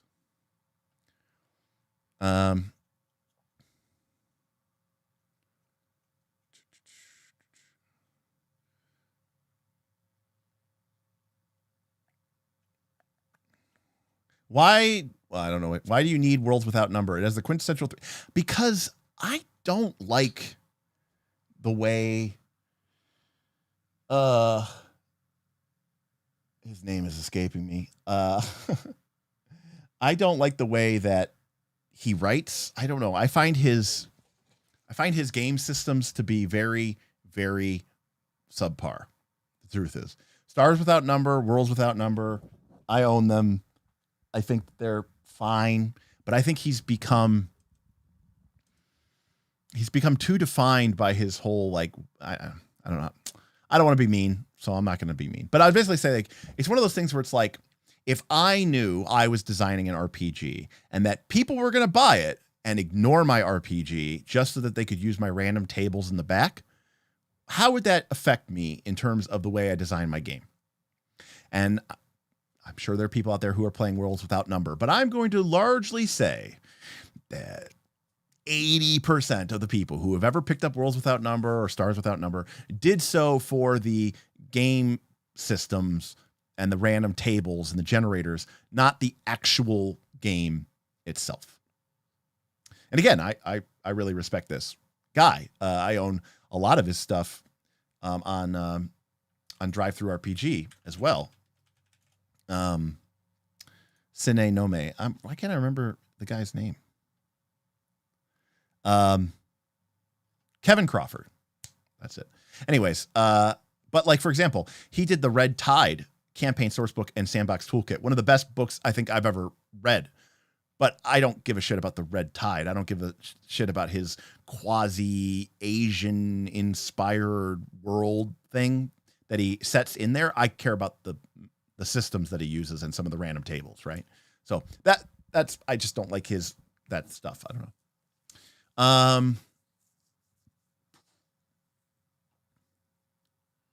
Derek, do you have to relocate your studio? I think you recall saying that a few months ago. Yep, I do. Well, I might actually be shutting it down. Which Aaron was like, no, you can't. And I was like, well, that's easy for you to say. So, yeah, long story short, not really, but when we started this channel, I was a photographer. I had a studio, and we were in the COVID pandemic, and my business had died and never really recovered. But I still was renting this studio space, and it had all this, tables. I had these big tables that everybody could play at. Bob wanted to learn how to play D&D. We started playing D&D, and then he's like, oh, we should keep doing this. And I was like, oh, we can play Pathfinder. He's like, oh, you have all these cameras. You should record it. And that's Night's Last Call. At the time, our channel was only us playing Pathfinder 2, Rise of the Rune Lords. And, we went for it for months. We grew a lot more than we thought. We had 700 subs, right? So we weren't even monetized. I still wasn't making any money. And my studio lease was finally over. And so I went to the guys and said, hey, if we want to keep playing and recording our games, we're going to need a place, because I can't do it at my house and none of you can do it at your house. We can't have all this set up in somebody's garage or basement. It's just not practical. And none of your wives or homes could accommodate that. I would do it at my house, but my house is not big enough to hold a whole studio like that. I'm going to have to rent another place. Are you guys in for the long haul on this? And everyone was like, yeah. So then we started doing that. So I got a new studio. I had to sign a 3-year lease because it's a commercial space. And that is the studio that you all know.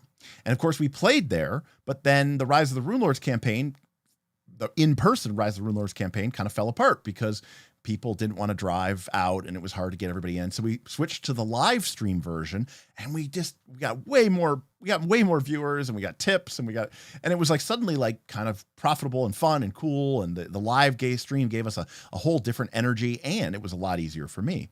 So that became the sort of, way that we played. And even to the point where we played Quest for the Frozen Flame, it was over the internet. Now, I still think that in person has a lot of fun energy, and I love that, and I hate to lose that. But the fact of the matter is, my lease is expiring in May, and the studio is more expensive than my home's mortgage. And, we're not a huge channel here. You all support us. We have incredible patrons. And I love being able to give paychecks to Bob and Aaron and even put some money in my own pocket. I mean, up until this year, I was always cash negative. I mean, I've probably put $50,000, $60,000 into this channel. And, maybe now we've made back, 20,000 or something of that 60,000 that I'm in the hole. So, which is great, which is fun. It's great. I'm so thankful for that. But at this time, I don't know that it makes any sense for me to sign another lease, move everything just to be paying, $1,500 a month for a room that we film in sometimes. Which is why I wanted to buy a new house that was big enough that I could finally put my studio in my home. But the housing market is crazy, and I'm not going to make a horrible, life-altering, bad financial decision just because I want a place to, live stream my YouTube channel.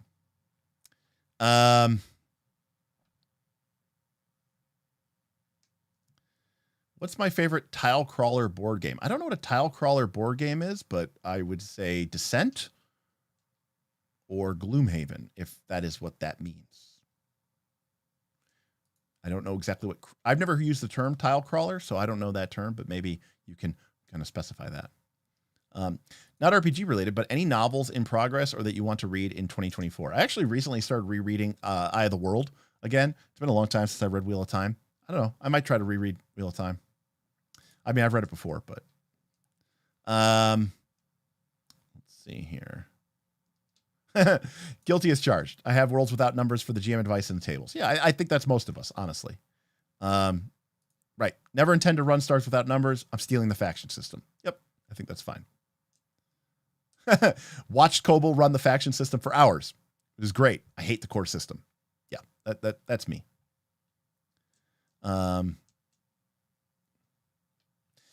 I don't know what the exactly. The landlords. I don't know what they're doing. I don't know why they're doing that. That is an understatement of epic proportions. Bob's put a lot out. Aaron came in, helped us paint a little bit at the end. Bob certainly was there, hard at work with me on so many of the aspects of the studio, particularly the backdrops and the table. But the amount of hours that I put into that studio, hundreds of hours. I mean, tens of thousands of dollars. Our audio interface, our audio system alone, between the mics, the cables, the cords, the boosters, the audio interface, the Claret Focusrite, it's the Claret, not the Scar. Yeah, it's the Focusrite Claret. Like that was $1,000 right there. The mics are like another $1,000. Like I spent $3,000 just on the audio, and that, we probably spent $5,000 because I tried several different audio solutions. It was important to me to try to get it to be nice, but it just doesn't matter. It just doesn't pay off. I'm not trying to be like, woe is me, but like, and I get it. This is the way the system works. I'm not trying to shout at the clouds, but when somebody can take their smartphone, their iPhone, and, stick it out and record their YouTube video like this, and they can get 20 times the number of views that I get, at a certain point, I'm just doing it for me. I'm not doing it for you. I'm not doing it for the GM audience. Scott tipped $10. As Ilya said, you guys made an awesome studio. Make sure you save those panels. If nothing else, think of the Brad nails. Well, yeah, we're not going to throw anything away. We would either store it in either a storage unit, or we would find somebody who had spare space in a garage. The studio walls were designed to be flat packable in a way. So we're not going to throw anything away, but it doesn't make finance. I mean, right now I am spending, let me do the math on this here real quick. I am here. Yeah. You know what? Actually, I'll be completely honest with you, everybody here. Now remember, YouTube takes their cut, right? YouTube takes their cut from the super chats, and I even get a little bit of taken out from the tips. Not as much, because the tips just go straight to my PayPal, so I get a currency conversion fee. But all total, with the tips and super chats, this is the money that everybody is giving me directly. I do about, after fees, I do about $750 a month in tips and stuff like that, which is awesome. It's probably more like $1,000, and then I get $750 of it after all the fees are said and done with. So that means in a year, I do $9,000 of tips and super chats and super stickers from folks like you giving us our money. My studio expense is $18,000 a year.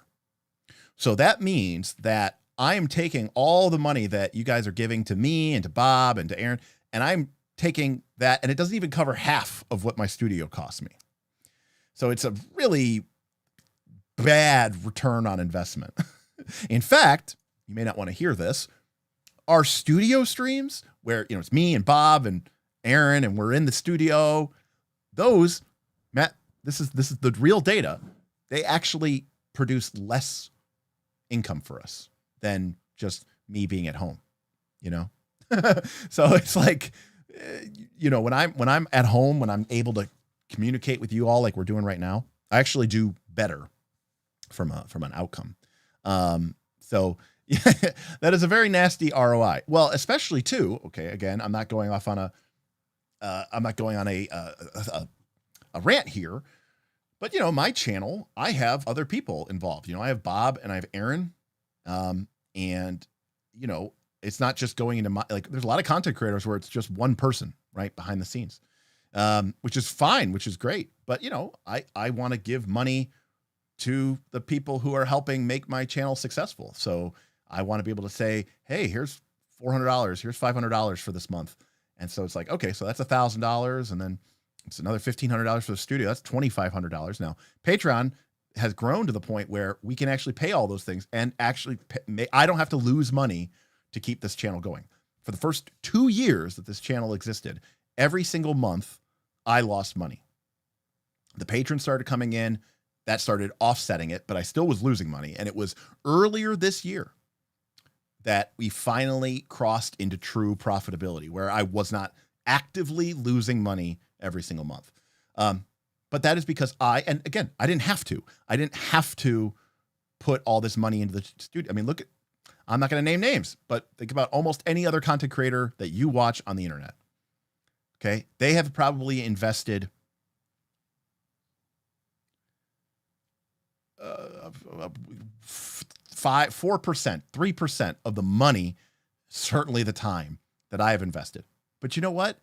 A lot of that was for me, in the sense that I wanted it to be the way that I wanted it to be. I wanted to look the way I wanted to look. I wanted to sound the way I wanted to sound. And that is not something that the market, the wider market, really, it might have worked for you, which is great. I'm glad you're here. I'm glad it worked. I'm glad we're talking, but the wider audience of YouTube doesn't give a shit. So it's just, it's a tough, I feel bad. Actually, I feel bad because I feel like I am taking this hard-earned money that you all are giving me because you want to support us and because you love what we're talking about and you want to see more of it. I feel bad because I feel like I'm taking this awesome donation that you're giving to me and then I'm just giving it to my landlord. Like I feel like almost like I'm doing you dirty, right?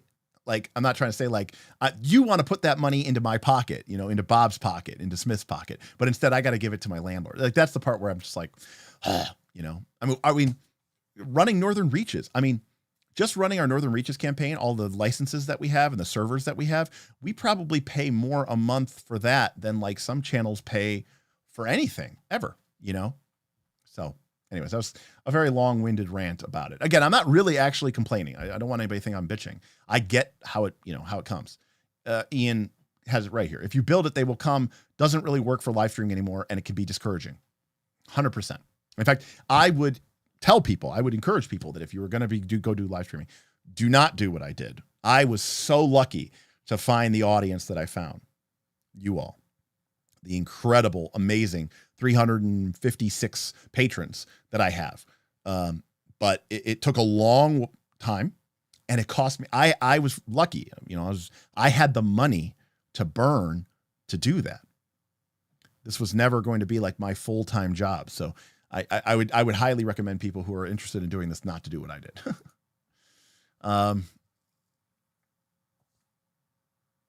Do you have any experience with using Dwarven Forge Warlock tiles? I do. I own several $1,000s of Dwarven Forge. My answer, I almost never use them. I typically just use a dry erase marker and a Chessex mat. So, not that they're bad. They're awesome. I just can't. It's just too inconvenient. Especially for the sort of low prep, no prep games that I like to play. Man, you have the same disease that I have, perfectionism. Yes, that it is absolutely my perfectionism. You pay for that studio what I pay for my apartment. I pay more for the studio, that one room. It's a big room, but it's one room, than I pay for my entire house. That's a lot. Well done. Risk, learn, grow. I agree. It's great. Yes, Diceless calls a passion project. Absolutely. You know, and I paid for that for a long time, and now luckily it does pay for itself, you know, and a little bit extra, but you know, it's still pretty rough. Well, you know, well, I appreciate you saying that. I mean, listen, I know Adam Koebel got canceled, and I'm not saying that cancel culture is a good thing. I will say that what he did was horrendous and stupid and in poor taste, and it was actually a really bad, dumb mistake that he made. That being said, I respect the hell out of the guy. I think he's an incredible game designer. I think he has a very keen mind, and I think a lot of the stuff that he did was amazing. So for you to say that, you know, that these are your Koebel replacement, I'll take it. I appreciate it. Oh yeah, you said the same thing. He was a creep, but his streams were RPG. Heaven, yes. I completely agree with you. You know, and you know, if anything, I aspire to just be not the creep that he kind of turned out to be a little bit. But yeah. Yeah, and again, I'm not trying to be like, oh, everybody should praise me and all this other stuff. No. Don't, please do not do that. You know, because again, it's more just that the realities of the situation. I am very upset about this as well. You know, that like, and Aaron was basically like, you can't do that. Like, there's no way you could do that. He's like, I want to keep playing in the studio. And I'm like, I know, man, but it doesn't make sense, you know, for that, you know. It just, the financials aren't there, you know. Hate to say it, but if Derek jumped to pure 5e content, he would blow up because he's a lot more entertaining than a lot of the other guys. Well, thank you for saying that, Joe. But the truth of the matter is, there's many reasons why I don't jump to 5e content. But you know what the real answer is? Because I don't know 5e well enough to speak on it. You know, something that separates me, I think, from other content creators is if I don't have something like if I don't have something useful to add, I'm not just going to talk about it because I think it'll get me views. If I don't have any, you know, experience or data or news or information or any, you know, if I don't have anything worthwhile, I don't think I'm going to really make that video. Now I have my first looks streams, which are deliberately, but it's advertised. I don't call it Ryuutama review. I call it first look. This is me taking a look at the product for the first time. So there's an understanding there that I don't have the experience with it. But for 5e, not only is it not interesting to me as much, but I just don't know the game system that well. You know, when the way people talk about all these builds and stuff, I don't know. I don't know the meta. I don't even know half of the stuff in 5e. So I wouldn't even try to do it because I don't have the skill. I suck. You know, listen, I'm trying. Yeah. Who is Adam Koebel? Adam Koebel, along with Sage Latora, was the co-author of Dungeon World, which a lot of people think really brought Powered by the Apocalypse to the masses, even though it was written by Vincent Baker and Apocalypse World. And then he had a live stream, and he used to talk about games, and he had a actual play, and he did a very cringy rape scene, a sexual assault scene with one of his players who wasn't cool with it and wasn't aware of it ahead of time. And he made it very, very painful and bad. And like, you know, he thought it was funny because he wasn't trying to be malevolent, but he was kind of doing it like that kind of way. Like when you tell like a really, really bad joke in poor taste, and you should be able to tell that nobody thinks it was funny, but you just stick to your guns and keep going to try to dig in. And it worked out really badly for him. So, yeah, agreed. I actually completely agree. So that's the 30 second version of Adam Koebel. So yeah. Ben sums it up. Brilliant game designer, amazing teacher, made a horrible mistake live, and then did a really bad apology. You know, and that's just, I mean, look, that's just the world. You know, I mean, before the 2000s, plenty of people got, you know, lambasted and hung by their petards for making bad mistakes. He's not the first person in who it was in a public eye that did something very bad and questionable and ended up, paying the price. So, but there was it was definitely part of that era of cancel culture for sure. But like acting like Adam Koebel is like on the same level as like, Zach S, I think that's pushing it, Yes, he was the guy who did the thing with the girl playing a robot. That is correct. Like I'll give you a great example. I thought Indestructible, now to be fair, here's why. Because I shouldn't have to tell people this, but the elements of a good apology is that you need to be sincere. You can fake that, I suppose, but you should be sincere. You should acknowledge that what you did wrong, so that it's very clear. You're not just saying, I'm sorry. I'm sorry for what? I want to make sure that everybody knows that that I know what I did was wrong. Regret, and this, I feel bad for this. I understand now. I have a better understanding of why I heard things. And then more importantly, what am I going to do different in the future? I can't change the past. You can't change the past. What am I going to do in the future? And those are the elements of a good apology. So I will say this, an Indestructible recently made a kind of a hot take video, called somebody out for being AI. It wasn't AI. And he made a great apology video and a great apology post, because basically what he said was, I'm sorry. I fucked up. I was chasing clout. I need to stay in my lane. I don't know why I'm chasing views, making hot take videos. I should just stick to what my channel is supposed to be about, which is games and game design. Going forward, I'm no longer going to be covering this kind of bullshit hot takes, and I'm going to keep my bad opinions to myself, and I'm not going to report on stuff just because I heard about it or read about it on Twitter or Reddit. And I was like, yeah, that is about as good as it gets. And I was like, okay, that works for me. Because all of that seems like you understand what happened, you understand why it happened, and you understand what you're going to change in the future to make sure that that doesn't happen. And that also gives people the sort of checklist that you can then hold them accountable to, because you can go forward and say, well, did you do the things that you said that you were going to do? Then you know what? Then you are fulfilling your part of the obligation. Now, that being said, it is under nobody's obligation to accept an apology, even if it is given genuinely. No one, you can't say, but I apologized, Well, yeah, someone has to accept it. And if they don't accept it, that is on them. They can do that as well. Let's see here.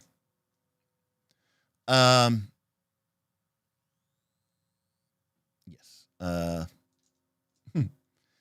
In 2023, I've had my fill of YouTube apologies. Yeah, there's a lot of them out there nowadays. For sure. Yeah, I mean, don't get me wrong.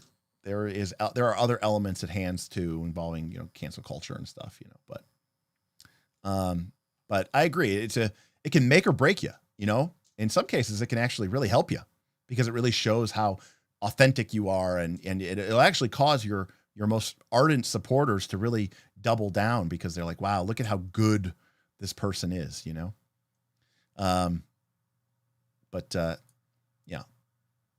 But yeah, I also think, again, I'm not trying to defend the actions here, but what Hide His Eyes is saying here is that it showed a very ugly side, a gleefully vindictive energy. But you know what? I'm seeing that, right? Everyone's talking about Adam Koebel.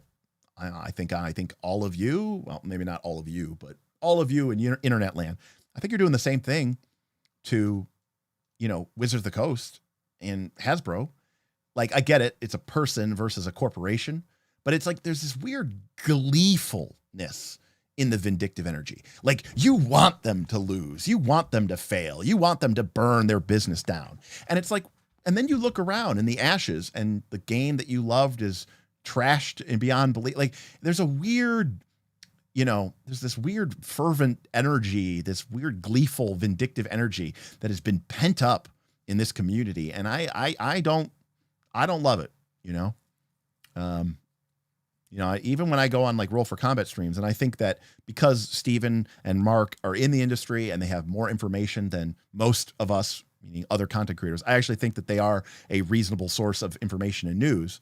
But when I do go on those shows, you'll see like I always have a very balanced approach for this, because I said, you know what, like I'm not into this hate train like you all are, and I don't want to just attack everybody. And you know what I said before too? I was like, look, yeah, sure, Hasbro did a shitty thing. Okay, so are you done playing D&D and you're never going to play again, and you're canceling all your subscriptions and you'll never buy another book for that corporation again? If the answer to any of those questions is no, if you're going to buy a book from them anyways, then it didn't matter what they did. They still got your money. So, yeah. Yeah.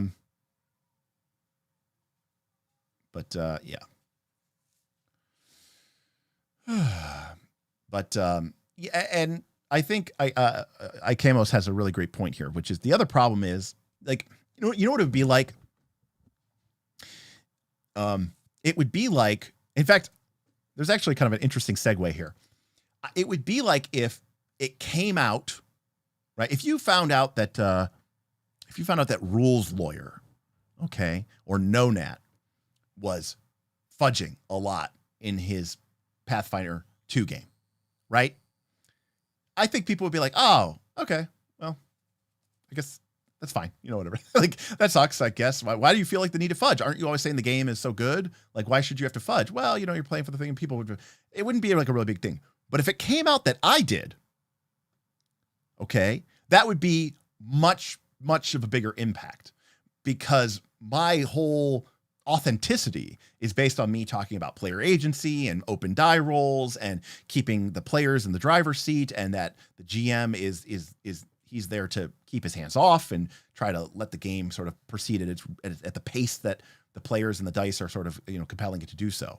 And the reason why I say that's interesting is because, you know, part of, if you go back to the Rise of the Rune Lords and you go back to the Wheel of Pain and the Dark Council and the final actions, I think a reason why that happened is because Derek talked all this, you know, I was still, you know, the channel was still like only a year old. Derek talked all this shit about how he doesn't fudge. If he gets a TPK, he'll get a TPK. And I think people didn't believe me. So I think that, you know, the people were going to go and they were going to tip and use the Wheel of Pain in order to get it so that they're like, let's see if is Derek really going to TPK his party? And you know what? I had set the ground rules of the game. This is how the Wheel of Pain works. If these tips come in, we'll roll on this. It's random, and God have mercy on your souls. And you know what? It did. And you know what? Everybody died. Afterwards, I got messages from other content creators, people like Steven Clicker, who were like, what the hell did you just do? That was your cash cow. That was your baby. That was making you good money. Why did you TPK? And I was like, because I set the rules, and that's what happened. I set the rules between the players and the audience. Everybody followed them. My hands are off the wheel. If I didn't want that to happen, I shouldn't have set up that system in place. I did, and it happened, and I gotta abide by the results. And that was the end. That was the end of the campaign. And so, you know, that was me sort of holding to my authenticity, as opposed to being like, well, you know, we should change it up and do something different. You know, whatever. But yeah. But in any case, yeah,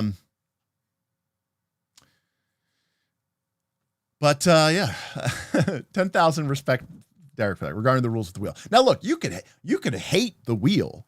That's fine. I could understand, because that was me adding that element to the game. And you could say, Derek, you should never have added that element to the game. I will happily allow you to have that opinion, and I might even agree with you, but to a certain extent. But the fact of the matter is, I did, and you know, I got to stick by my guns with that. And it turned out that it literally killed the thing that was making us, you know, the most money on our channel. So, what is this madness? You know, we're talking Roll for Combat about when my actual play that was making several $100s in tips each session got killed because I allowed the rules to apply and everybody got killed because everybody, you know, spent money and tried to kill my party. The wheel was definitely a train wreck. But you know what? Yes, I think you're like, it was like, you know, this is kind of a bad comparison. In 2016, the Cavs, the Cleveland Cavaliers, won the NBA Finals and Cleveland's first championship in my lifetime. And they were having this massive parade, and they expected, I don't know, I even remember what the number was. They expected 100,000 people to show up. It was ended up being like 200,000 people or something, you know, over 250,000 people. I went to that parade. It was a shit show. It was a clusterfuck of epic proportions. And you know what? I would never, ever do it again. But I am glad that I went. So that to me is kind of like what, you know, what the wheel represented, you know, what the campaign represented. We have agreed that the wheel would be fun for one shots. And in fact, Kay Steinway, if you look at some of our holiday specials, things like the Poppet Christmas Carol or the Leshy Halloween, the Fistful of Flowers, we usually have some sort of fun, random wheel type thing because it is more fun for that type of things. Dr. Waits, one of my players unsubscribed from your channel because of the wheel. You know what? A lot of people did. I'm glad you stuck it out though.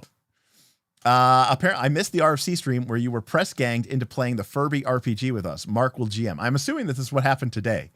Because they were talking about genre RPGs. Listen, did I ever tell you all my Furby story? I was living in an apartment. My buddy was living in an apartment. My other buddy was living at home. I don't remember exactly the circumstances, but we all ended up renting a house together, a ranch, a 3-bedroom ranch. So there's 3 guys. We're all in our mid-20s and single. And we get this house. And my buddy has all of these weird shit that, like, we have this one really kooky friend who buys people really strange gifts. And he had bought him a Furby. And, you know, it's like the original Furby, you know, with the eyes and stuff.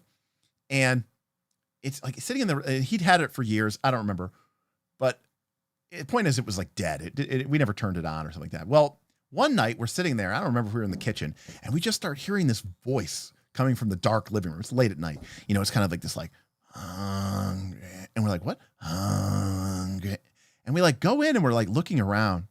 We like turn on the lights. We don't see anything. And then we hear it. And I look and I see like the Furby's eyes moving. I go, dude, I think it's the Furby. He's like, man, that thing has been dead for a year. And I pick it up and I look at it and it's still on, but it's clearly been on for like 12 months. And I set it back down. And when I set it back on, the Furby kind of like briefly comes to life and goes, Furby hungry. And it was so eerie and hilarious at the same time. Because this poor Furby, the battery must have gotten jostled, or I don't know what happened. Somehow it got enough juice to come to life for a brief moment. And if the Furby used to have like a little sensor on its tongue, you had to take this like plastic spoon and put it in the mouth to make it, you know, not be hungry anymore. But it was awesome. It was so that's great. Pumpkin had a similar Furby experience. I'm glad I'm not the only person. Right. Like Claude, this was like the beginning of like a horror movie, you know, Furby hungry for your soul, you know, and then his eyes snap open and they're burning red. Right. And that would be a fun one shot. Yeah. Haunted Poppet. Exactly. 100%. They were coming in. Toy soldiers. Yes. I think you mean small soldiers. Toy Soldiers, I think, was a movie with Tom Cruise and like Sean Penn. I think you mean Small Soldiers or Tiny Soldiers, Small Soldiers. It's an EU friendly stream. Well, Maru, we're starting to wrap up. We're about to finish here shortly. Over the next 10 or 15 minutes. But yeah, Maru, we actually started at 3 p.m. Eastern, and we're going to be doing 3 p.m. Eastern on Friday as well. Archer of the Gorgonites. That's all I remember. Yeah, Small Shoulders. Ding ding. That had Kirsten Dunst in it, and she was a big crush of mine in the 90s for sure. The Furby story explains so very much. That is Small Soldiers. That's the one where the monsters are actually the good guys and the soldiers are the bad guys, and it's got Kirsten Dunst in it. Yeah, Small Soldiers. But yeah,